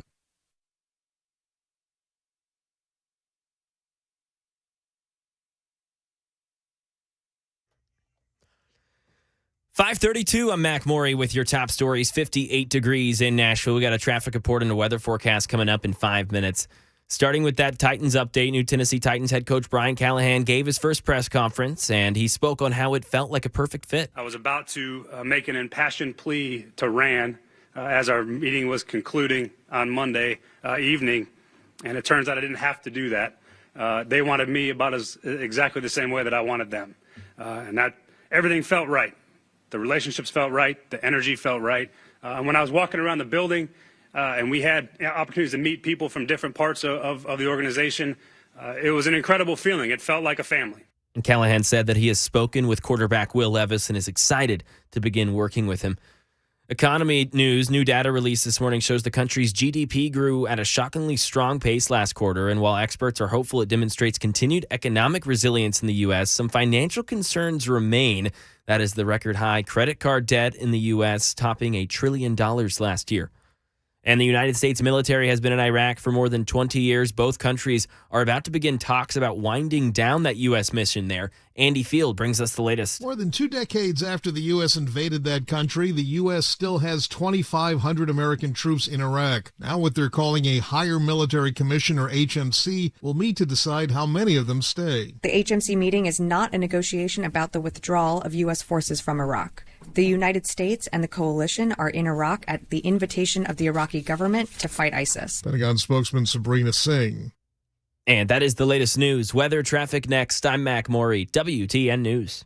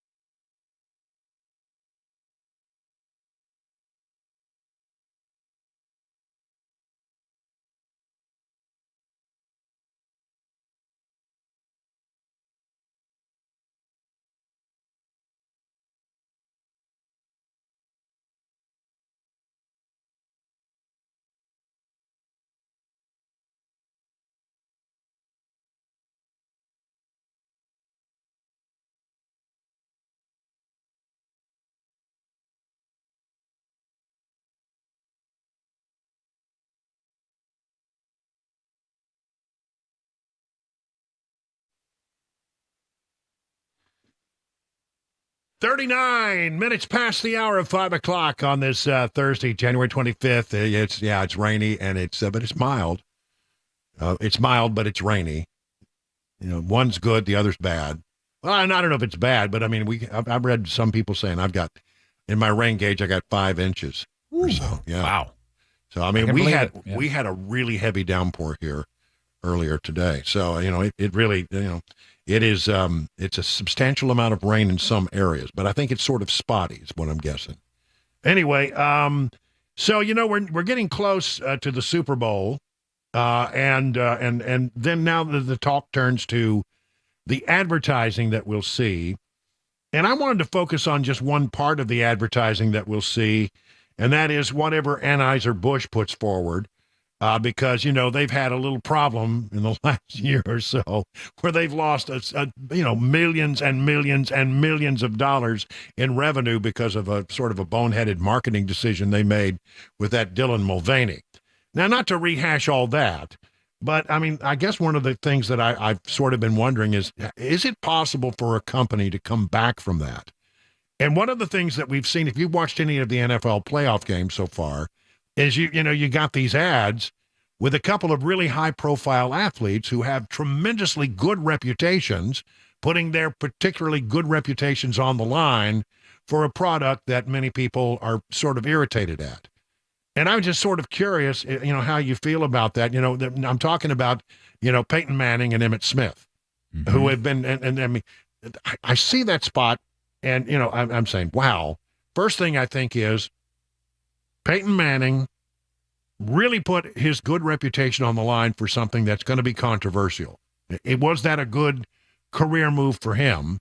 And then the second thing I think about is if you catch one of those beers that he's tossing across the room, you can't open it. You got to wait a half an hour before you open it, or the thing's going to explode, right? I don't understand that for sure. But I'm just curious, Mac, as somebody who follows sports so closely, I mean, there is nobody who has a better personal reputation and a good brand than he's his own brand, Peyton Manning is. He's sort of a happy-go-lucky, but then, of course, a very accomplished athlete in his own right, somebody who took football very seriously, but not himself very seriously. I think beloved by millions, even if you weren't a Broncos fan or you didn't. I mean, I think he was just beloved by so many people for all the years he played for both Indianapolis and then the Broncos. Do you think it was a good idea for him to put his reputation on the line for this one? Good idea that maybe, I don't know. I think it's a risk. I don't know how much that paycheck was. Oh, I bet it was a good one. I bet it was a real good one. Yeah. Yeah. And that always changes the answer too. Not always, maybe not for some people, but certainly for some it would. I think, you mentioned all the things that he's done, Brian, and there's so many more, accolades that he has off the field as well as on the field, and he's grown his reputation so much. So I don't know. It'd be hard to tarnish with a beer commercial. I think if it did tarnish it, it would maybe be for a minute, but... Well, but then, Chris, let me ask you, do you think that it actually changes people's mind about Bud Light? Or if you were so offended by the Dylan Mulvaney thing, does that change your mind about it? That's a good question. And it definitely affected Bud Light and just Anheuser-Busch products as a whole, as we saw over the last year or so, or whatever it's been. I think people, once they get into the habit of not purchasing that brand and purchasing another brand, I don't really think it's going to make all of that much of a difference. Now, this is what I think you're onto something there, Chris, because, I mean, people are creatures of habit. Yeah. They go to the grocery store, and if they've been drinking Bud Light forever, and all of a sudden something offended them so much that, that millions of people walked away from that particular product and found another product. Well, now you've gotten used to the new product. How do you get people to come back? Yeah. And I don't know, I mean, how you do that, but they're going to try with some Super Bowl advertising. Listen to this. You know how much it costs for a 30-second ad in the Super Bowl? $7 million. Wow. Yeah. That's for one 30-second spot, and of course they're going to want to do more than one probably. And you do get a discount apparently if you buy more than one ad. So I don't know, but they're going to apparently put forth a big new ad. It won't be Peyton Manning and it won't be Emmitt Smith. Here's what we know. From the Wall Street Journal. This year's Super Bowl ad will dial up the humor and introduce a brand new character while staying wedded to the easy-to-drink, easy-to-enjoy marketing theme Bud Light has pushed for the past year. What you're going to see, what our brand lovers expect, which is some really funny advertising. I think that's interesting. So and apparently there's going to be also there's going to be some Clydesdales. They're going to return to some of the classic stuff. Good. Good. Yeah. Yeah. Can't go wrong there. So I don't know. But it is interesting, and I wonder how you get people to come back to a product after they have. Habits are incredibly difficult to change among consumers. I mean, I used to drink Bud Light, and I don't really care about the Dylan Mulvaney thing. Didn't really offend me in any way or any certain, wasn't going to affect my purchasing habits until I was with my bros and I got a Bud Light at a bar and I got ridiculed. So I was like, all right, I guess I'm done drinking this. I guess I'm done. I mean, I guess now it's really affected me. So, yeah. And I think a lot of it has kind of worn off as far as the stigma, like, oh, I absolutely will never drink a Bud Light. I think people may not purchase when they go to the grocery store or the liquor store, may not purchase Bud Light, but if they are in a public establishment and that's what's readily available, then they'll say, oh, all right, fine, I'll drink a Bud Light. Right. I mean, we've seen Kid Rock kind of back off his boycott of the products as well. And his was a pretty serious boycott going on, but somebody got him to change his mind. Well, I'll tell you, my feeling about it. I'm not a big Bud Light fan. I never was. I have a brand that I drink when I'm in the mood for a beer, and I'll say Corona. I like Corona. I like, there's nothing to me that when you're really thirsty, that's something you can sort of slam, and it just has a great effect on quenching your thirst. And when you're really hot and thirsty and working in the yard, etc. So I mean, that's the one I've always gone to, and I wasn't a big Bud Light fan. But occasionally, when Cabana Wife is out of town or I'm doing lunch on my own, what I normally do when I go to a restaurant is I just sit at the bar, because I don't want to be one of those losers who sits at the table by himself. And so, I'm sitting at the bar and I engage the bartender, right? I say, so tell me, have you seen sort of a drop off in Bud Light sales here at the bar? And what I found was if it's a draft, they're pulling it as a draft beer. You don't know what kind of beer it is. Yeah, it's just in a glass. It's just in a glass, right? I mean, you get a big tall glass of beer. Nobody can really ridicule you because they don't know really what you're drinking. Interesting. But so she said, not really, but I've asked that at several different places, and they either demur and don't want to answer, like maybe they've been told don't talk about it. Or if they do, they say, I haven't really noticed it. But now down at the grocery store, gas station deli here in bucolic Watertown. One-stop shop. Kevin, the guy that runs the place, says that, he saw a drop off dramatically. Yeah. He said, what we do is we keep some in the back and we backfill, the stuff up front. When people buy it, we come and we get fresh stock out of the back and we backfill it, which is what you do in any good grocery store. Yeah. And he said, we're not doing a lot of backfilling, which means they weren't selling a lot of Bud Light. Yeah. So if you have to physically pick up a case of Bud Light and go to the counter and everybody's going to see you with that Bud Light, I think that maybe, that would keep you from purchasing it. You might go somewhere else. Yep. I don't know. It was a heck of a story. And by the way, a huge marketing miss by the people at Bud Light. No doubt about it. They didn't know their own brand, but the question is, will it really change anything? So there you go. We'll see exactly what happens with Bud Light. And it shows the effect of social media and not knowing your audience, Brian. Like you mentioned, I mean, what was that Mulvaney thing? 1 30-second video, and here we are, 8 months later, it's still a thing, right? Huge thing. Yeah, you're exactly right.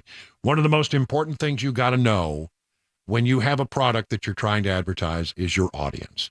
Interesting side note. Who is your note audience? On this as well. Peyton Manning apparently owns shares in a couple of InBev wholesalers down in Louisiana. Oh, I had forgotten that. I think there we go. Yeah, that's right. Yeah. So no wonder that is something I had forgotten. I did hear that at one point. Yep. That Apparently, it's had been a long time he's had shares in those. He sold a lot of pizza in Denver. He had a pizza franchise, a part of the pizza franchises there. You know, no brainer in Denver where people smoke marijuana like crazy to have a pizza. And that's a pretty smart move. Pretty smart. No, they never said he was a dumb guy. He was a smart guy. There's no doubt about that. Yeah. All right, it's 50 minutes past the hour of 5 o'clock on Super Talk.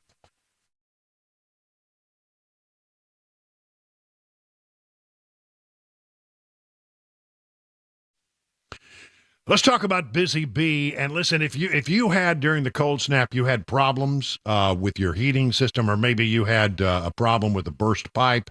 Listen, I hope that you thought to call the good folks at Busy Bee. You call that number that I call whenever I have problems, and believe me, I've had some problems, and they come right out. 615-775-7833, and the good folks at Busy Bee will buzz right over to your hive and try to get you fixed up as soon as they possibly can. Listen, maybe it's reached the point where your HVAC system or your plumbing system you've got to replace it. They don't last forever.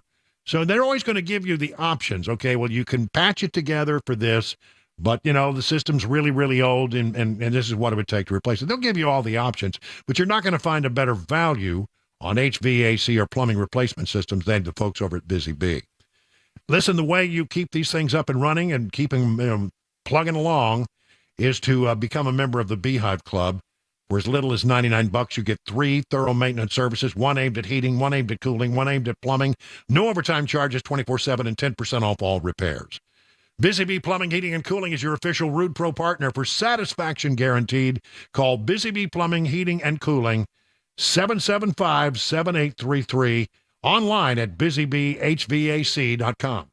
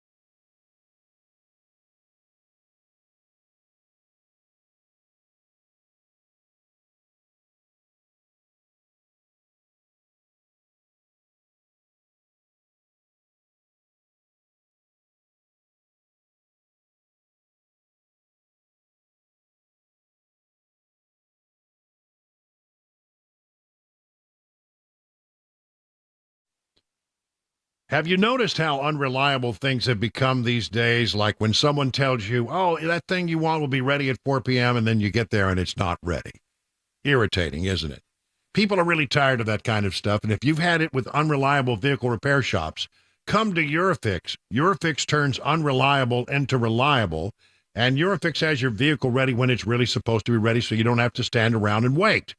Eurofix repairs all European cars with quality that beats the dealer without dealer pricing. And the reason is that dealer repair shops are designed to pay virtually all of a dealership's overhead, and that's a lot of money. Why would you want to pay for that? At Eurofix, reliable means a 3-year nationwide warranty plus a free loaner car with every repair appointment.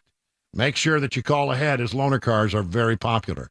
So if you're tired of unreliable repair shops, come to where it is reliable. We're talking about Eurofix, family-owned for 24 years. Call 844-EUROFIX or visit myEurofix.com. That's myEurofix.com.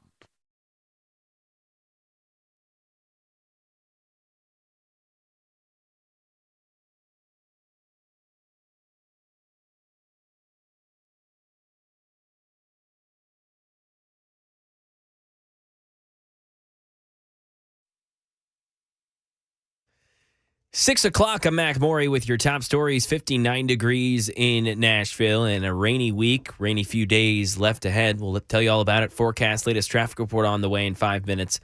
Titans update. Brian Callahan, new Tennessee Titans head coach, gave his first official press conference with the team today and spoke to how it felt from the start with the Titans, especially with general manager Rand Carthon. There was an instant connection with Rand and I. And we see building a team. We see the culture of the building the same, and that's an important part of this entire process. His energy and passion for the Tennessee Titans made me believe in him, and that's what made me want to be here, standing in this room. And I'm, again, thankful that I get to be here, because a lot of that is because of what Rand presented as we started this process. He's an excellent communicator, and he's an outstanding person. He's earned my respect immediately, and Rand, I can't wait to get going. Callahan comes from the Cincinnati Bengals, where he was an offensive coordinator. He's a pass-first kind of guy as far as his offense concerned, and he lost his top two offensive players, Joe Burrow, quarterback, and his wide receiver, Jamar Chase. They both got injured for a large part of this season. He still was able to keep that offense afloat, the number 11th ranked offense in the league. He says even though some things will change, he wants them to be a physical team and run the ball like in years past. Crime in Tennessee, 31-year-old Tanner Patterson was arrested last night and is accused of raping two women. He allegedly started a conversation with these two women on social networking apps before meeting with one less than 2 weeks ago, the other one last night. Both victims claim that he hit them with a handgun several times before sexually assaulting them and stealing from them. The second victim says that he deleted evidence of him from her phone and threatened her. She ignored him. She called police when she left, and officials who had already identified Patterson as a suspect arrested him. He now remains in custody on a $310,000 bond. And mediated talks between Israel and Hamas to reach a hostage release deal have faltered once again. Hamas still showing no flexibility in its demands. The terror group still unwilling to relinquish control over the Strip and unwilling to release any hostages until Israel ends its war in the enclave. Prime Minister Benjamin Netanyahu is insisting Hamas must be dismantled in the Strip and pushed out so it never poses another threat to Israel. Here's Jordana Miller. Another setback for talks on a hostage deal and ceasefire in Gaza. Qatar, a key mediator, outraged by leaked recordings in which Israel's prime minister calls Doha's involvement, quote, problematic. Netanyahu is citing Qatar's funding of Hamas. In a tweet, the Qatari foreign minister condemning Netanyahu's remarks, saying they are, quote, irresponsible and obstruct efforts to save the innocent lives of the Israeli hostages. And that is the latest news, weather, and traffic next. I'm Mac Maury, WTN News.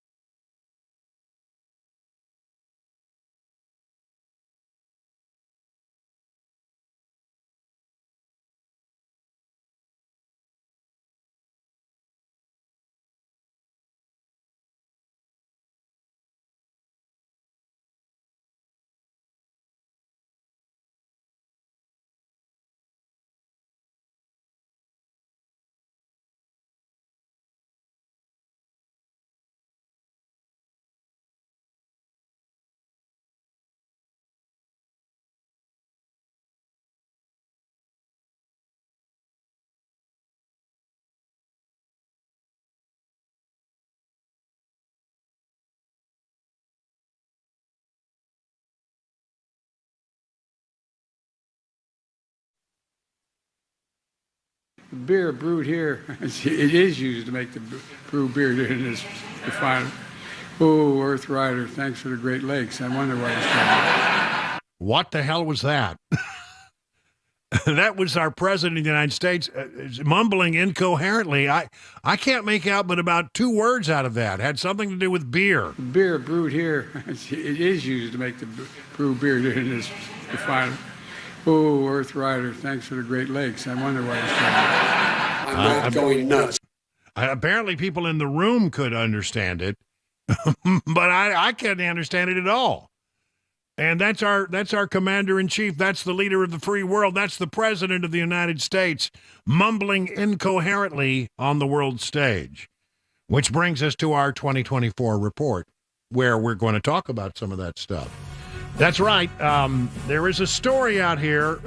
This is being reported by Radar Online, and this version of it sort of looks at it from the perspective of PJ Media. But look, as I look at this story, I think it's a little thinly sourced, but I still think it probably is right.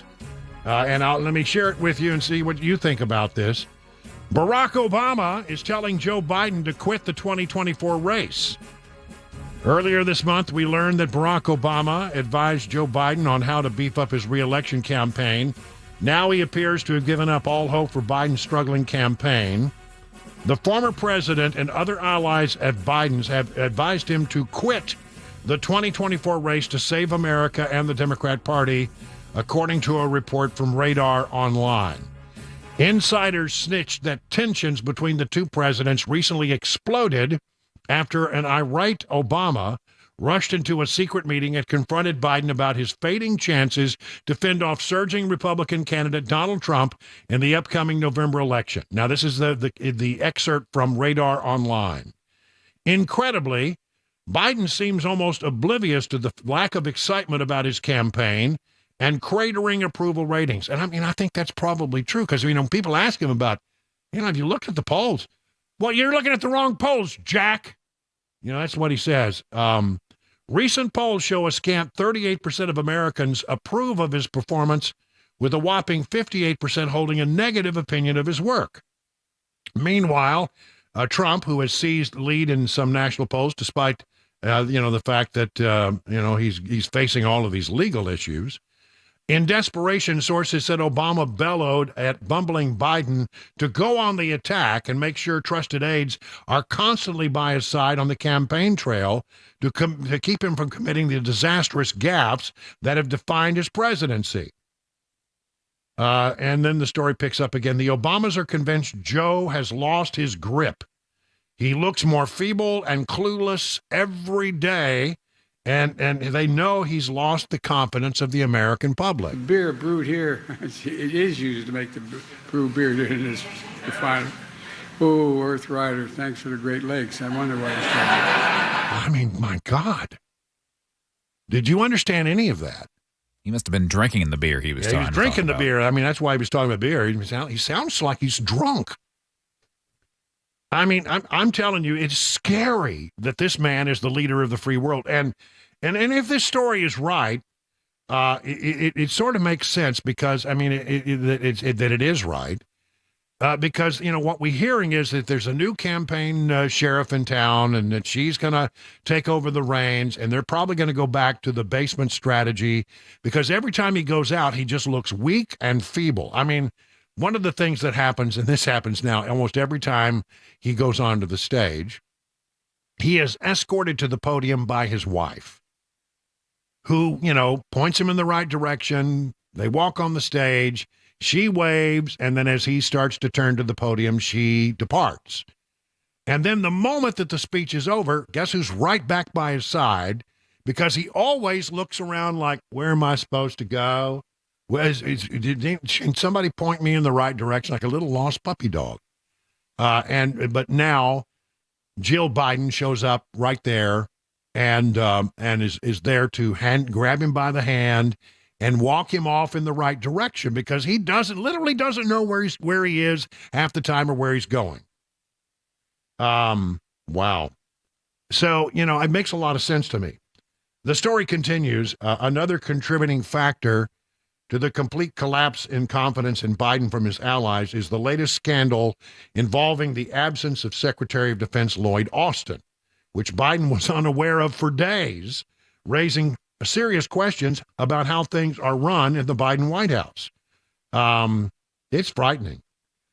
And then the story goes on to say that Obama is letting Axelrod be his public mouthpiece about Joe's incompetence and declining mental capacities. And we have heard Axelrod get out there and talk about this. Meanwhile, he and Michelle are working behind the scenes to take him out. So how would that happen? How would that happen? At this point, you can't step down as president. You have to remain in the office because, then you have Kamala becoming president. And come on, we all know that would be a disaster. Here's what she said the other day. So you're right. We have a lot of accomplishments. And I think what the American people want most in their leaders is that we actually get things done. And we have done it. We haven't taken adequate credit for it. So that's the problem. We've done all these things and we just haven't bragged about it enough. Frankly. And we got to do a better job of getting the word out about what we have accomplished and who did it. And then she said this, and boy, this is rich. And on the other side, you've got someone who has said that if he were back in office, he would weaponize the Department of Justice. Hold it, that's a joke. Honestly, let's just say for a minute. Now, Trump did say that. It was clearly tongue-in-cheek. Anybody who saw it understands that. He said, well, I'd like to be a dictator for just one day so I could fix the border, and that's what he said. And everybody completely understands that he was sort of kidding around about that. And so she says, he says he wants to be a dictator. Okay. And then you need to understand that he was not being serious about that. On the other hand, if you're not going to be serious about this, then we're going to call the president of the United States an election denier because he goes to Virginia, where the governor is named Youngkin, and he's a Republican, and says this. Hello, Virginia. And the real governor, Terry McAuliffe. Well, that sort of fell flat, didn't it? Well, hold it. Is he election denier? Is he saying that Youngkin's not really the real governor of Virginia? Is election denying a joke now? What do you mean? You have to say more than just make a random statement. Why did the president say, hello, Virginia, and the real governor, Terry McAuliffe? He was making a joke about Terry. He was making a joke. Oh, so it's okay if he makes a joke. We're all supposed to understand it. But Ducey, did take it an extra step. If you play it back, it's clearly that the president was making a joke. What's the joke? He was making a joke about McAuliffe's previous term as governor. How are you guys going to convince people, though, that this idea of denying election results is very bad if President Biden is going out and making jokes like this? He did not deny it. He congratulated Governor Youngkin. Matter of fact, when he won his election, he did it out of the gate. Out of the gate. Really, truly. He congratulated the governor. And not only that, we've had opportunities to work closely with the governor over the past couple of years. And, this is a president that works across the aisle. We've seen that many times. And he was making a joke. All right. So if we have to accept that Biden was making a joke about Youngkin, then Kamala needs to accept that Trump was making a joke about wanting to be a dictator. Give me a break. More from Kamala. Someone who has said that they will go after their political enemies. Well, wait a minute. What have you done? What has the Biden administration done? Haven't they gone after their political enemy, who is Donald Trump, in about every way that possibly can happen? So let's be really clear about what's at stake. And then, yes, of course, there is then a desire that let's get out there because we can't lose this democracy. We can't. Oh, gosh. It's painful to listen to her. Can you imagine her as president if something were to happen to Biden? Well, anyway, so Obama, is he negotiating? I've always said from the beginning there's only one guy who can pull the puppet master strings and have any sway with Biden. But Biden, I think he is clueless. I think he doesn't clearly understand how much he has slipped and how badly he is viewed by Americans. And, you know, the yes people around him are not serving him well because they're not giving him the truth. Nobody wants to walk in and say, Mr. President, you're stinking the joint up. I mean, you really are. You're really, really, really not doing very well. And you're really in trouble. They feed him one positive poll that they find, and he thinks, well, it's all good, Jack. It's all good. No kidding. Not messing around. Okay, so let's just talk about some of these numbers. There is a general election poll. This is Biden versus Trump. Trump versus Biden. Messenger Harris X poll. Has Trump, if the election were held today, beating Biden by 7 points? Now, I think that's a little high, but still, it's out there. There's a five-way poll. It's Trump, Biden, West, Marianne, and the whole the whole gang. Five-way. If you put RFK Jr. Here's the thing, and it almost always works out this way. Every time you add more people to the mix, Trump wins by a bigger number. It seems to take away from Joe Biden. If you add those other, three names in there, Trump wins by 9, according to the Messenger Harris X poll. Now, there are other polls out there, like an economist poll that just came out, said Trump would win by 1. But here's what I think. If you take the Real Clear Politics average of polls, they have Trump leading by about 3.8, almost 4 points, and that feels about right to me right now. 4 points. It probably is going to continue to change because Biden's not getting any better, and Trump seems to be gaining a great deal of momentum.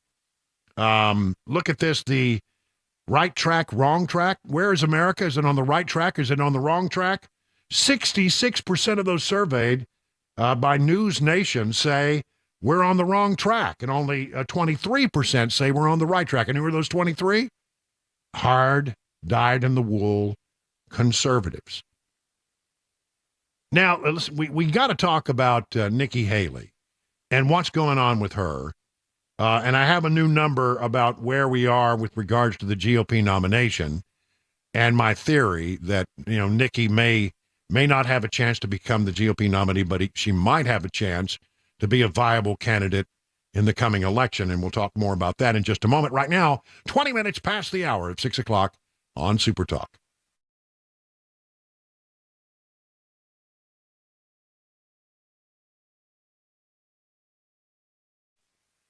All right, Nashville Golden Coin has been used. I say the gold really is the thing you need to think about. It's been used as money for millennia. It's a tried and true store of value consistent across generations. Generational wealth has 3 components: land, art, and precious metals. Well, land and art can be hard to evaluate, but precious metals like gold, platinum, and silver, well, that's tangible. That's real. You can hold it in your hand. You can touch it. You can feel it. It has value. You can put it in your safe. You can put it under your bed, wherever you want to do. But it's real. And, you may not think about it, but the fact is inflation is currently decreasing the value of your money. And gold and silver can be a safe haven during uncertain economic times.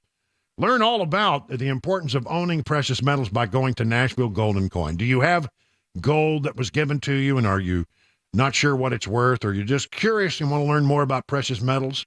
Nashville Golden Coin is the place to go. They are always available to discuss your options and educate you on the precious metals market. So do what I did and go to Nashville's real money source, Nashville Golden Coin. By the way, you have some old coins lying around. You want to know what they're worth? Bring them along. They'll give you a good assessment of all that. Set up your one-on-one appointment. Yeah, that's how we do it. One-on-one appointments at NashvilleGoldenCoin.com.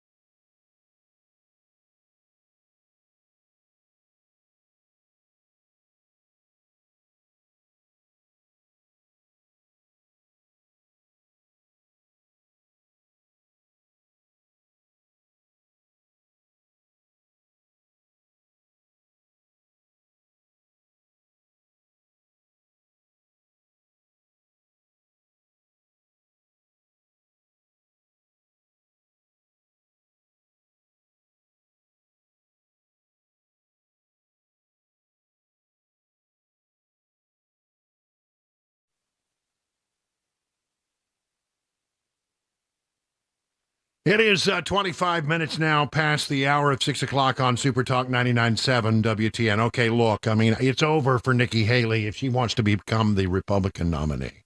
It's just not going to happen for her. The latest poll from HarrisX has it right now. This is just the race for the GOP nomination nationwide. Trump has 74% and Nikki Haley has 11%. In other words, Trump leads Nikki Haley now by 63 points if this poll is accurate. I mean, it ain't going to happen. So it is so lopsided now, and Nikki Haley says she's going to stay in, but, the RNC is actually thinking about just going ahead and making the official announcement that Trump is the presumptive nominee. And it's something that I said, a couple days ago. And he is. He, for all practical purposes, he is the presumptive nominee. Nikki Haley has zero chance of becoming the Republican nominee. So why stay in? Well, listen carefully. I'm gonna go back to this thing we was talking about last night about this time. Listen to her speech from New Hampshire. Now, you've all heard the chatter among the political class. They're falling all over themselves, saying this race is over. And she says it's not over. Now, you've all heard the chatter. I'm sorry, it's not over.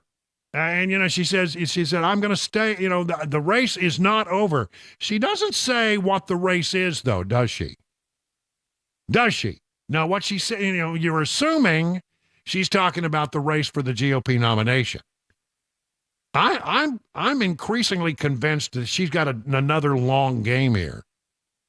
And that I think there's a day coming where, she can't win the Republican nomination, but let's say, she takes a look at what happened in New Hampshire, where 70% of her support was independents or Democrats. Okay, and 27% of her support was, let's say, was Republicans. So, you got 27% support of Democrats. I'm sorry, 27% support among Republicans, and then the rest of it, 70% was Democrats and independents. She can't be the Republican nominee, but she could be a formidable candidate if she ran as an independent. She would draw from the middle, which is the largest group of voters out there. There are more independents in America than there are Republicans or Democrats. And if she pulled, let's say, 27% of the Republicans who hate Trump, and she pulled, let's say 20% of the Democrats who can't just under any circumstance vote for Biden, she would be a candidate you'd have to deal with as an independent, somebody who ran as a third-party candidate. Is she the no-labels candidate? I don't know. Is she somebody out there who would, just run as an independent on some other level? I mean, Joe Manchin's talking about running as an independent. He's saying he's not even going to get in until Super Tuesday. Suggesting that something will happen on Super Tuesday. Well, he wants to be the moderate candidate, but Nikki Haley, I don't know, as an independent candidate, she would be something to contend with as somebody fighting for the Republican nominee. So when she says the fight is not over, the race is not over, well, what race is she talking about? Is she talking about the race for the GOP nomination or the race for the presidency? I don't know. I just keep looking at this and I say, that makes sense to me. I mean, if I'm Nikki Haley or I'm her money people and I'm looking at what's the pathway for Nikki Haley, it's not as the GOP nominee, but there are other pathways that could work very well for her. So I keep thinking we're not done here. It's not going to be Trump versus Biden. I don't think Biden's going to be in the mix after the conventions. I really don't. So it's going to be Trump, somebody else, and potentially a very strong third-party candidate. Maybe Nikki Haley, I don't know, maybe somebody else will emerge. That's what we're probably looking at. So when we say, it looks good for Trump right now, I think you have to take all of that with a grain of salt, because I don't think that what we're going to have after the conventions is what we're thinking we're going to have right now. That's the way it's feeling to me. So, again, I throw that out there and, put that in your pipe and smoke it for a while, see what you think. It is I don't know. Do they still say that? That's 30 minutes now past the hour of 6 o'clock on Super Talk 99.7.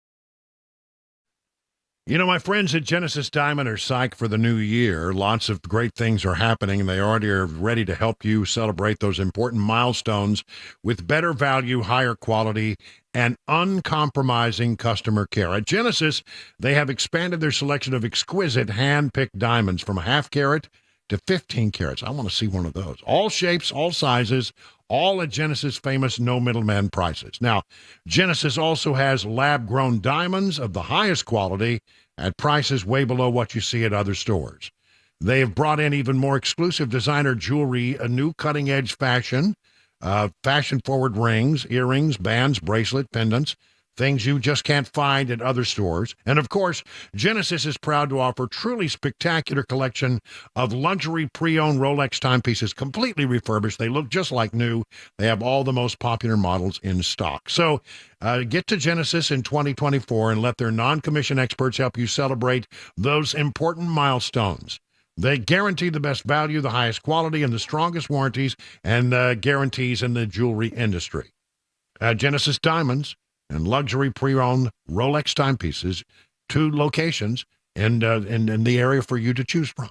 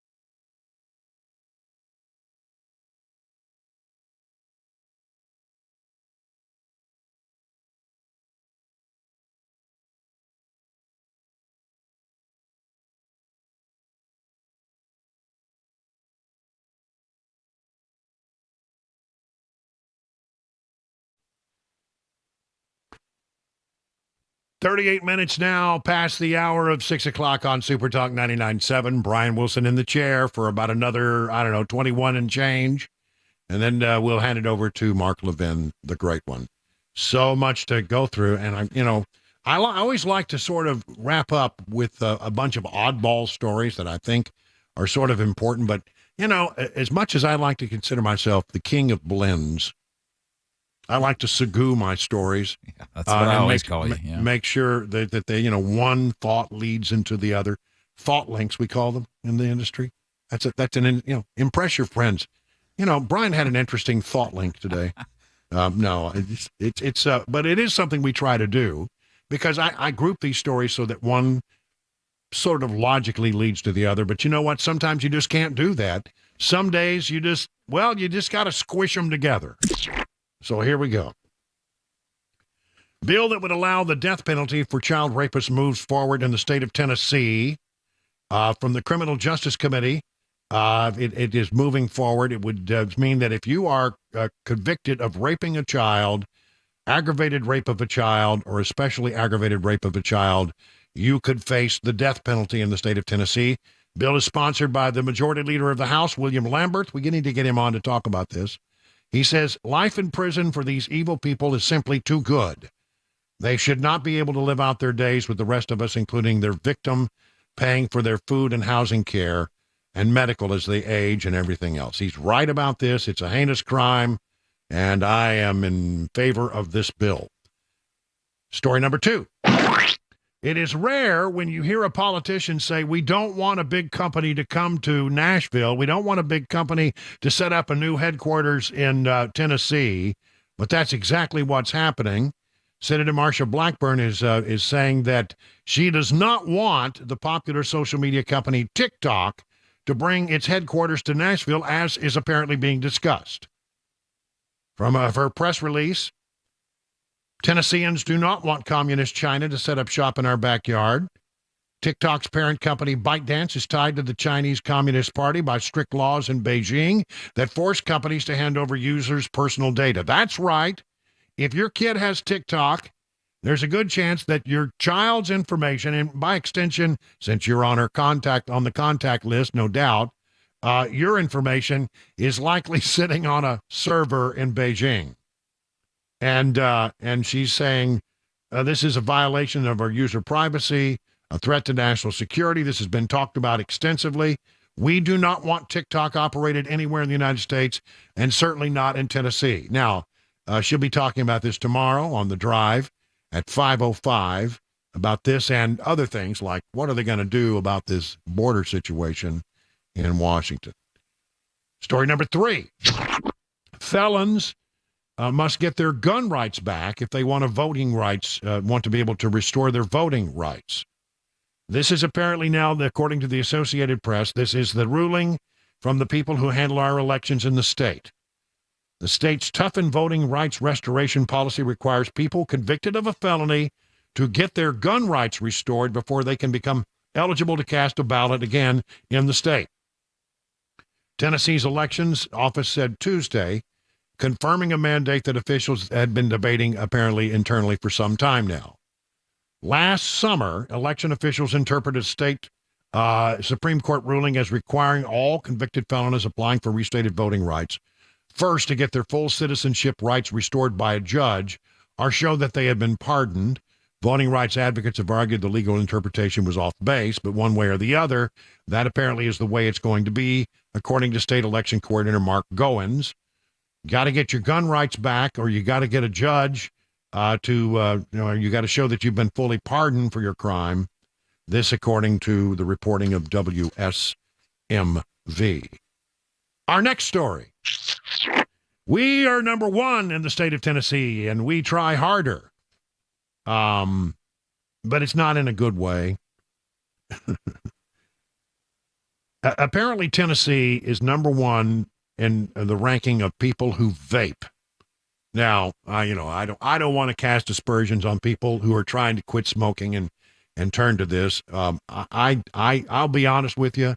I am probably the most adamant non-smoker you'll ever encounter. I detest people who. I don't detest the people. I detest the act of smoking. I think it's rude. It infringes on everybody around you. It's not good for your health. I mean, come on. Can we just get over this fact? It's not good for your health. I mean, whoever in the world thought it was a great idea to go around and suck in smoke into your lungs and think, well, this is going to be good for you. No, it can't be good for you. And the vaping thing, I just don't get it. I just think, oh my God, really?